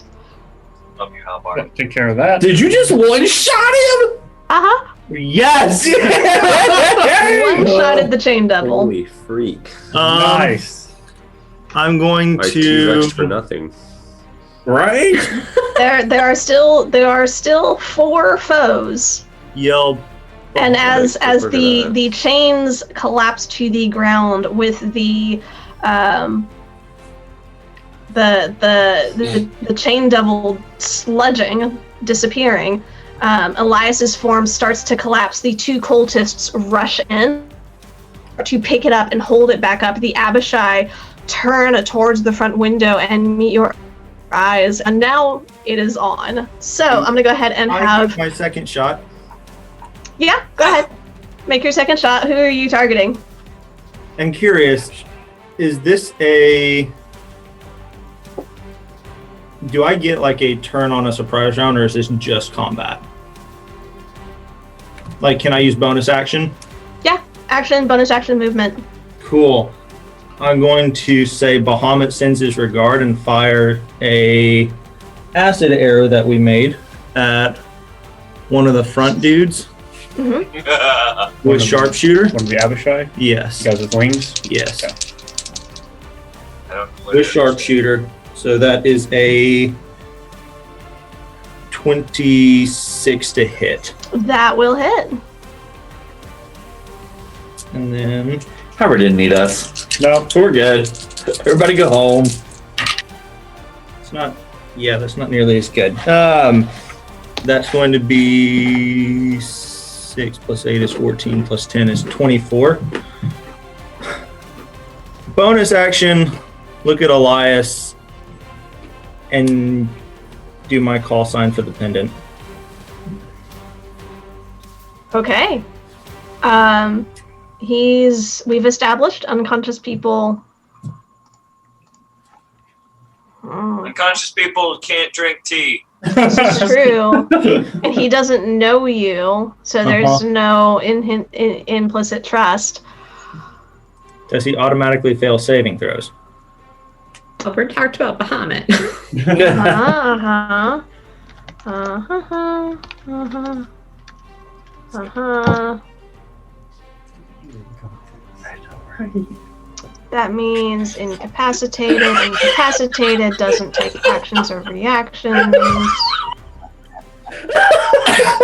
Whatever it is, it's funny. Oh man. Fail strength and dexterity. I missed out on something. Jay was playing with the spider. We're all happy for him. Yeah, so Jay's like got a spider on his finger, and Jay hates spiders, like deadly hates spiders.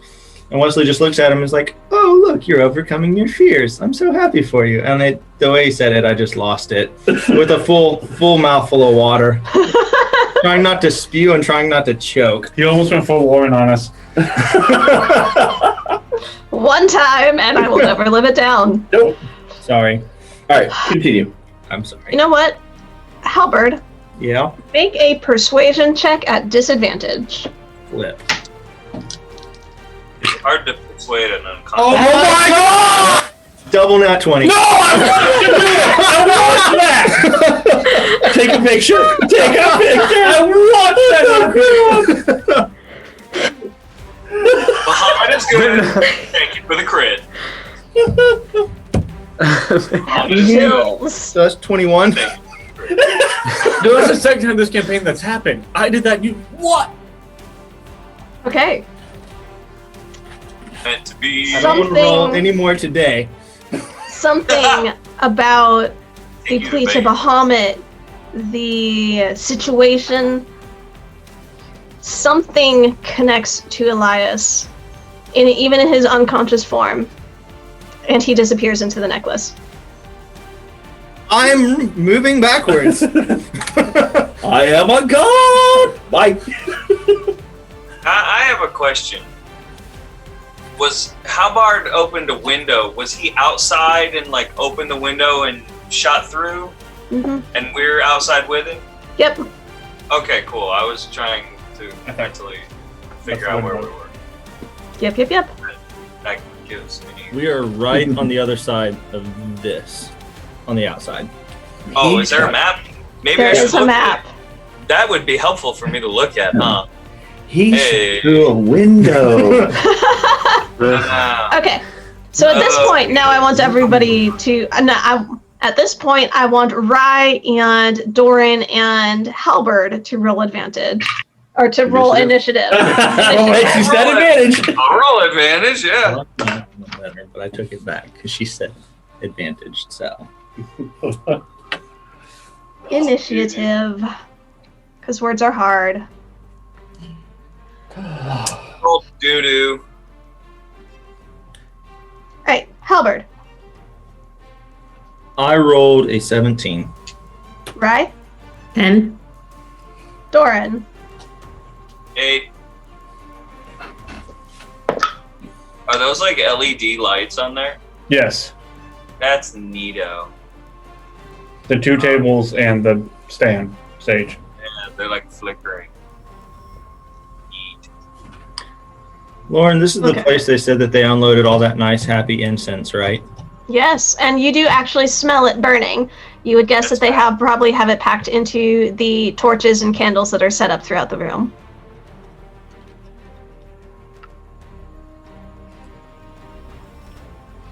The heady aroma fills the air. You would have gotten a whiff of it as you had opened the window. Based on the smell, being around clerics and people who use it for magic stuff, and the amount that they said that they were unloading, do I get the picture that there's copious amounts more, or have they burned most of it? You would guess they've probably burned most of it. For it to be that strong in the atmosphere, it's pretty hefty. Cool. Okay. So, the Abishai will start us off. What are Abishai? I think I They are the white dragon fiendish looking things. Having become aware of your presence.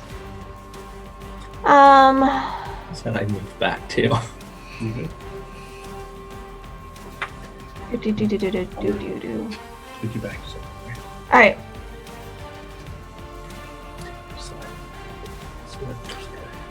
Yes. Okay. So one is going to move to the door, and the other is going to come out into the street to get towards Halberd. I'm gonna have another fight outside of the map. Every time. Every time. I don't know who set this map up, and they did such a nice job with it, but now we're gonna not use it. Cool. So they're coming out to the street?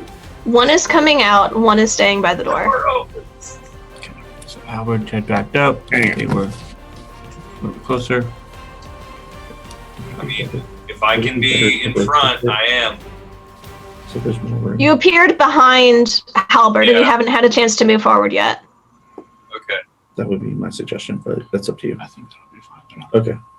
Alright, so Okay. I see what's going on. Yeah. Would you put me closer to Doran? Thank you.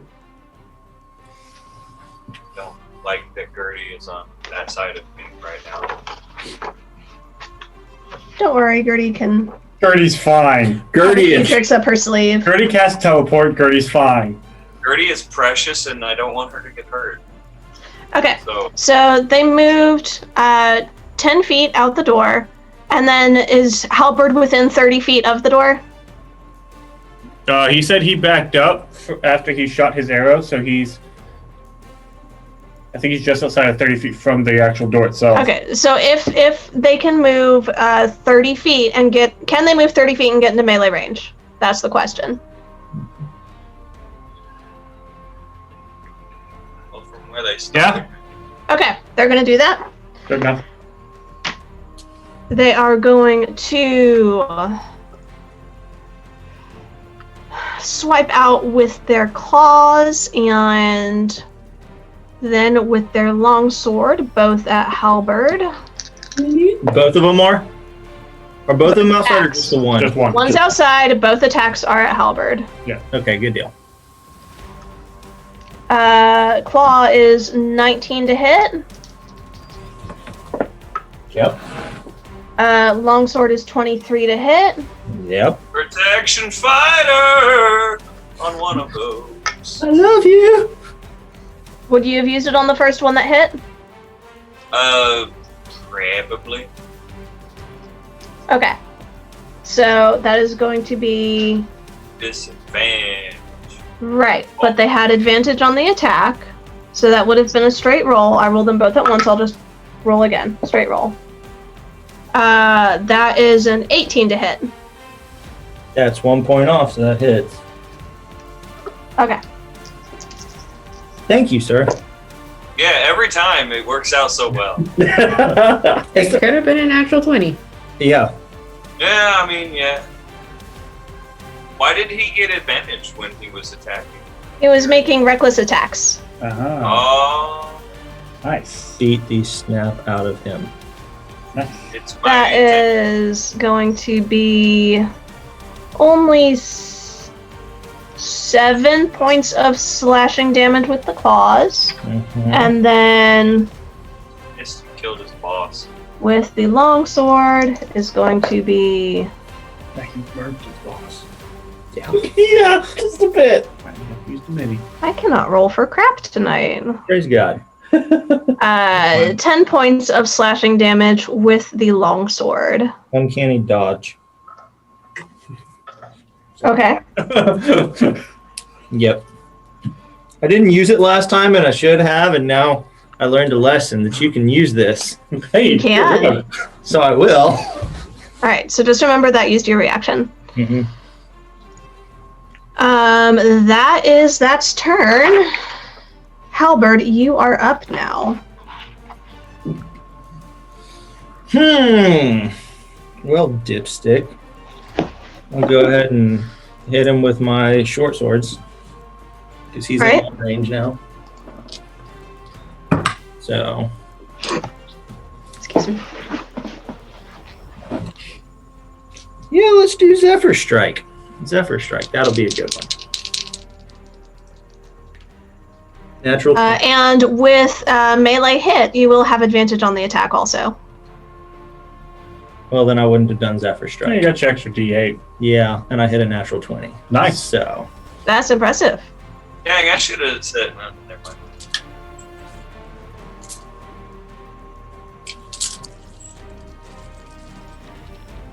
oh my gosh. Let me guess, you murdered this boy too. Very likely. 18 plus 16 is what? 34, Times 2 68, plus 6. 74. Cool. So that's my first attack. Right. You want to just go back to what we were doing? Yeah. Literally, we're gonna get there and be like, "The hell, dude!" Homeboy got this. Homeboy got this. I Shoot. think he's Yeah. So, how describe to me how you kill this one? You've got your sword. I mean, I was joking, but damn. gonna carry blade and take the head off. Okay. Yeah, with a clean cut, the sword swipes through bone and flesh, decapitating it. There's a brief moment where everything still seems to be connected, and then just blood and ooze, ichor just starts to pour from the slash you have opened up, decapitating the head from its body. And its eyes lock onto you as it liquefies and crashes down to the ground. That's gross. Gonna look at the other three and say, well, do you want to take them out, or do you want to leave?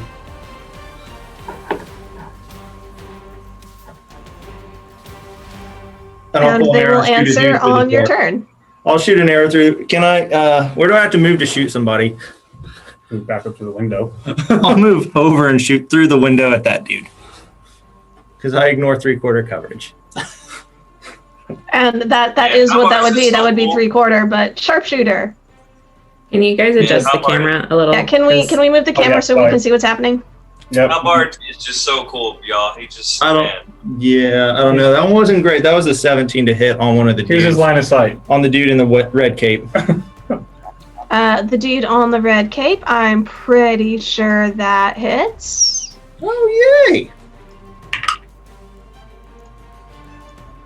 That's gonna be 13 points of damage. 13. Okay. Okay. Yep. This T-Rex is just gonna pull in and be like, I was gonna say, someone is a T-Rex bounding to the city thinking he's so cool. Howard's just like taken out. "You got a big head, little arms." Like K-Store. Right. That is your turn, Halbert. Is that right? Yes, ma'am. And I'm going to step back. Rye, you're up. Doran, you're on deck. Ew. Is there any angle I could take on that window that would let me see the guy in the purple cape, or just the one in the red? No, you can't really see the purple cape from the window. If I can see the guy in the red cape from the window, I'm going to try casting Phantasmal Killer. Okay. Phantasmal what now? She said fireball. They need to make a Wisdom saving throw. A natural 4. That is going to fail. Fabulous. So they are frightened. And Lauren, on the beginning of their turn, they need to make another... Oh, sorry. Yes. On the beginning of their turn, they make another Wisdom saving throw. And if they fail that, they take damage. Okay. Good deal. Doran. Lauren, Brenda, is that concentration? That is concentration. I'm also, as bonus action, casting shield with my robes. Okay. Nice. Do that too. Shield is a reaction to cast. So you still have a bonus action. We're just gonna hang tight on that then. Or no. Okay. Sounds good. Expeditious retreat on that. Why not? We'll just use it all. Okay, expeditious retreat then. Is expeditious retreat concentration? It is through... She can use it through the robe. Yeah. Okay.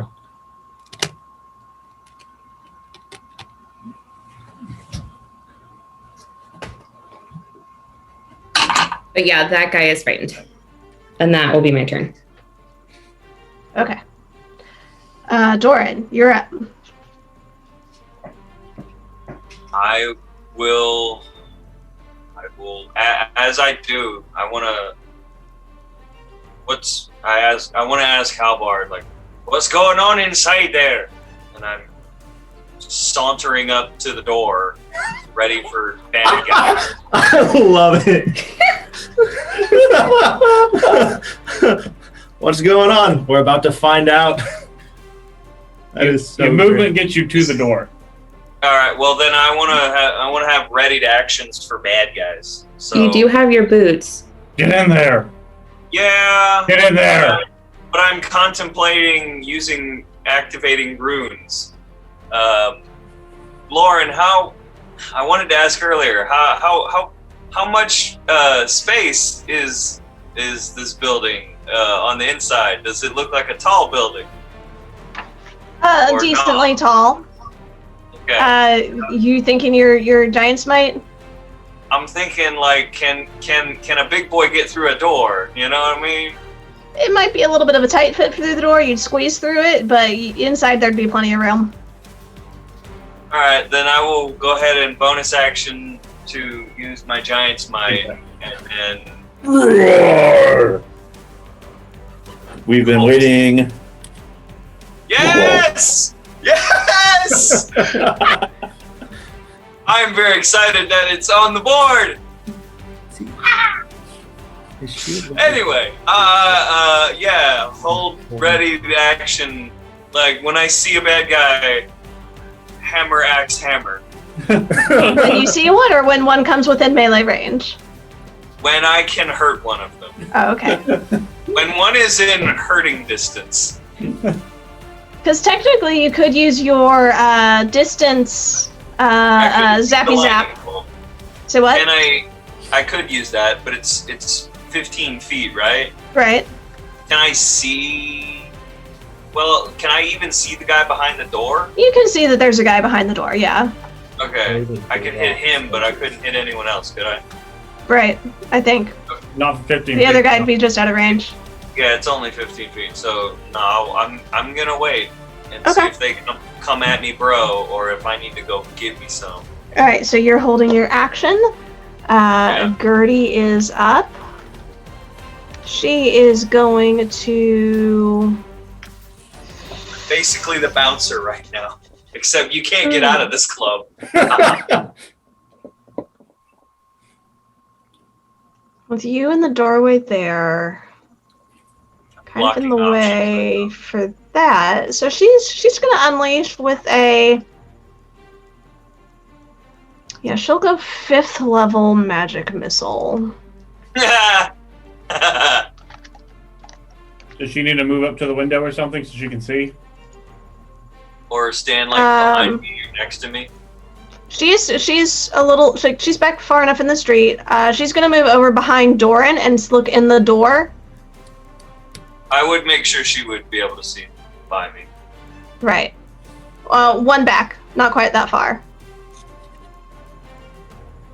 So yeah, she's got line of sight on the Abishai, the Dragon Fiend there. That is going to be... Super pew. 3. Second, third, fourth, fifth, 3 of us are gonna 7. be there. And this is gonna be over. Okay. Oh, we're not gonna do Good. That is going to... Ooh. That's pretty decent. That is going to be 26 points of damage as these 7 arcane lights float above her hand, start swirling in this circle, and shoot out, going around Doran. A few on one side, a few on the other, 2 come whizzing past your head, just around, and then impacting on this Abishai in front of you. That is going to be... How much did I say? 26? Yeah, 26. Okay. Doing some good damage there. And that is going to be her turn. The human figures in there. One needs to make his save. That is a natural 20, unfortunately, so I do think that is a success. Yeah, so that's gone now. Oh, of course, that's what I'd get the nat 20 on. That's good. He is going to...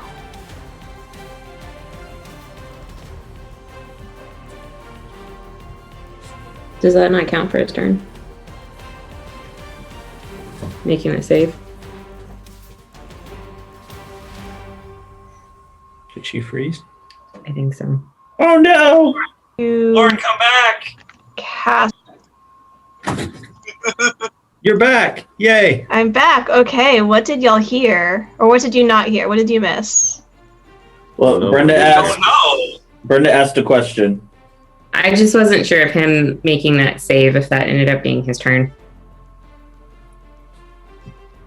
Say that one more time. I wasn't sure if him making his save also took up his turn.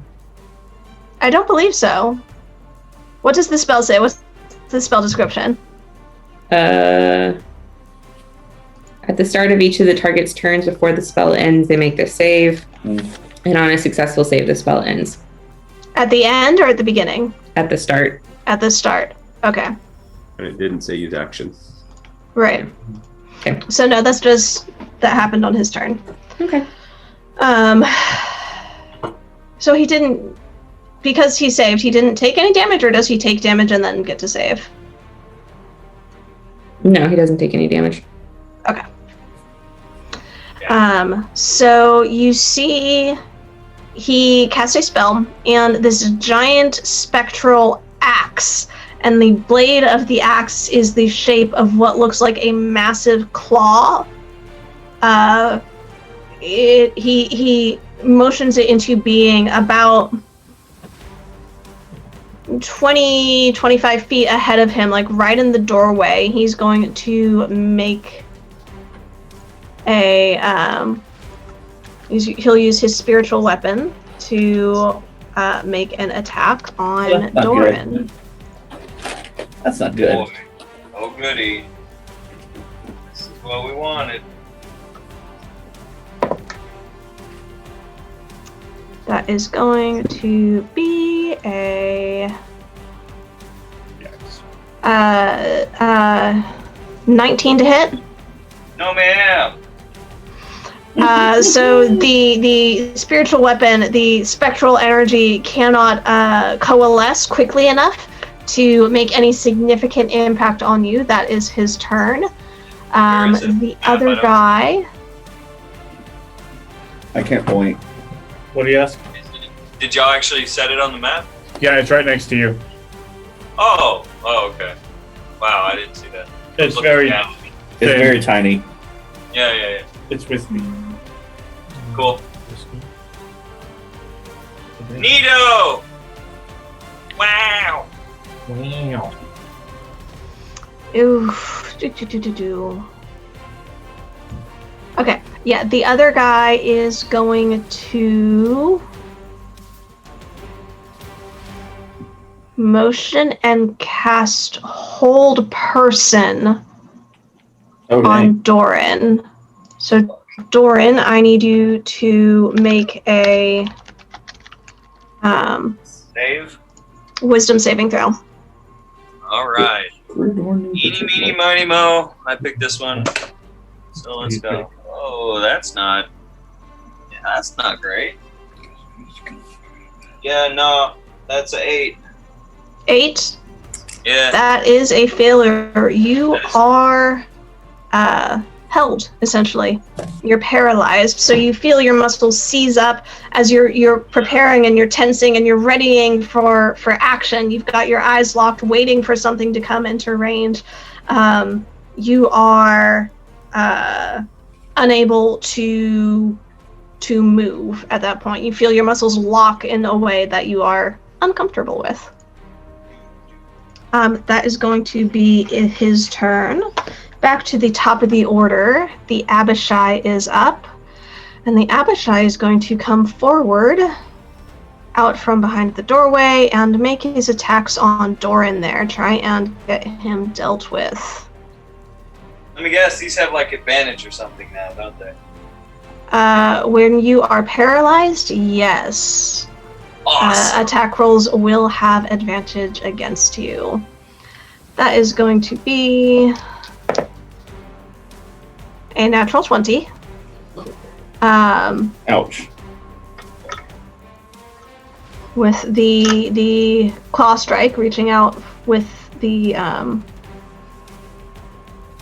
where's my other dice? Right there. I know, right? It should be. Oh, shit. Yes. I'll just use this one instead.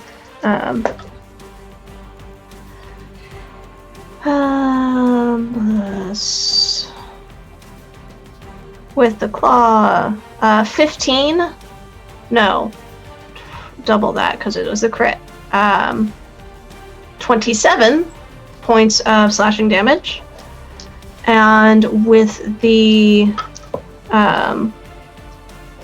reaching out with its sword after it reaches and tries to grab you and hold you in preparation for its sword attack.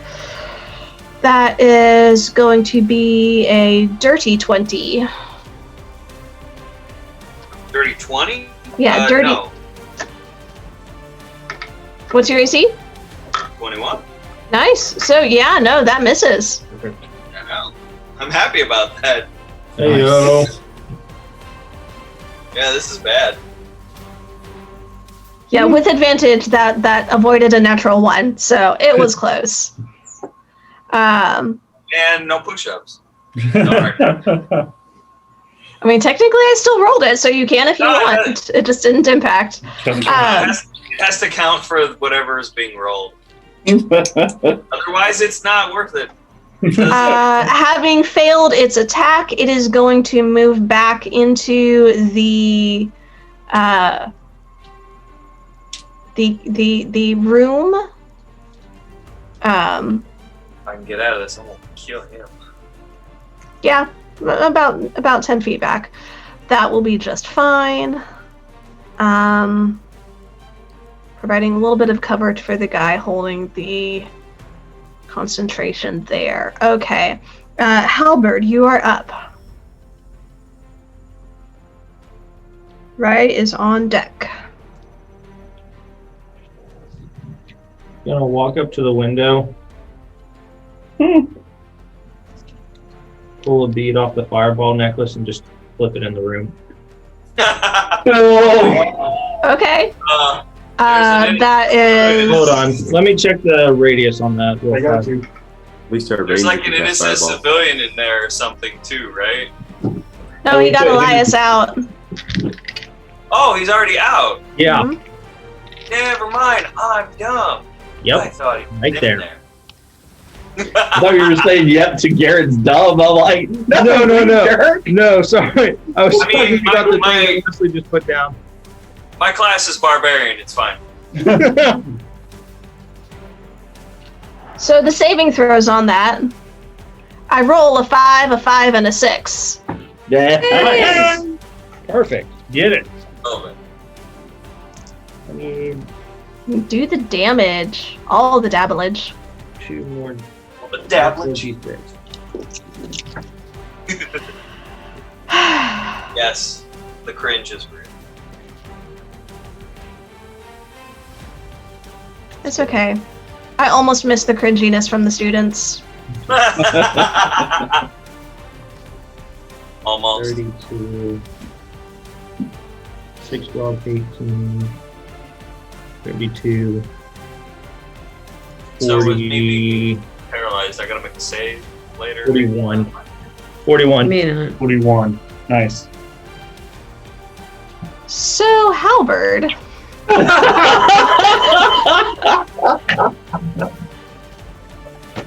Told you we should have gone home. Shoot, he Yeah. didn't need us. Shoot. The 2 humans are just instantly vaporized. That's good. They. Yeah. Orange longer held. The I'm not Abishai paralyzed now. Awesome. had exactly 42 hit points. Oh my gosh. Well, So he's got 1 left. One hit point. Screw that guy. Badly burned, barely standing, Can I see starting to get the lose the ability to hold his physical form together. Right. healing before he What are gets you away. doing? Can I get in front of Doran? You can squeeze past Doran. Ryan, make a Probably. melee attack. Make a melee attack. It's the only opportunity you'll ever have. The room's on fire. Brian just Ryan just goes Yes, up and the room punches is him. on fire. pops and he poofs. Like the flames are catching on the tables, the benches. There's a cask of some sort of alcohol that has exploded now. Like, it is a mess in here. The building is burning. Do you want to go in there, Rye? I don't want to go all the way in. I just want to step so I can see him. You can step into the doorway. Yeah, I just so I can see him. He can see me. I I would let her. I would get out of her way. Right. And you're no longer paralyzed because Halberd vaporized the guy that was paralyzing you. Man, Halberd's on top of shit today. I am going to attempt mind thrust. Okay. And so I need them to make an intelligence saving throw. They're not the most intelligent. That is going to be a 15. That fails. So it's going to be overkill because you said he's got 1 point of damage, but that's 14. And for just a half second as I make eye contact with him, I'm going to take my charm off and say, give my regards to Bilal, and put it back on. You give your message, powerful. You send your power out, and literally explode his brain. Love it. Mind blowing. Indeed. The pile of sludge collapses to the ground. The building is burning around you.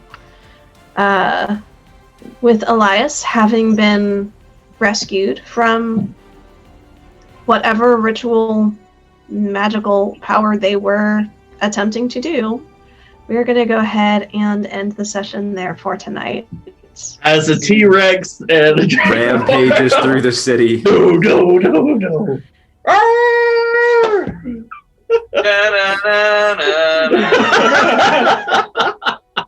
At least we're kind of giving Celiax cover when he gets here. I saw a fire. Yes. We pull in, it's like the whole building's on fire.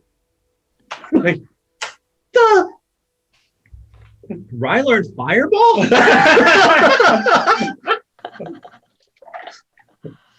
Makes me glad I didn't go in that building though. I was so glad you didn't. Yeah, because like, oh, fireball. Ooh, that's hot. That's bad. It's a lot. It's noisy. It's an explosion of flame. I mean, I probably would have survived. But thank you for coming with us on this adventure. Tune in next week to catch up and see how all of this devolves and how everything is changing. Madness. It's going to get crazy. It's going to be awesome. Thank you. Have a wonderful week. Stay safe, stay healthy, and take care of yourselves. We'll see you next week. Bye. Bye.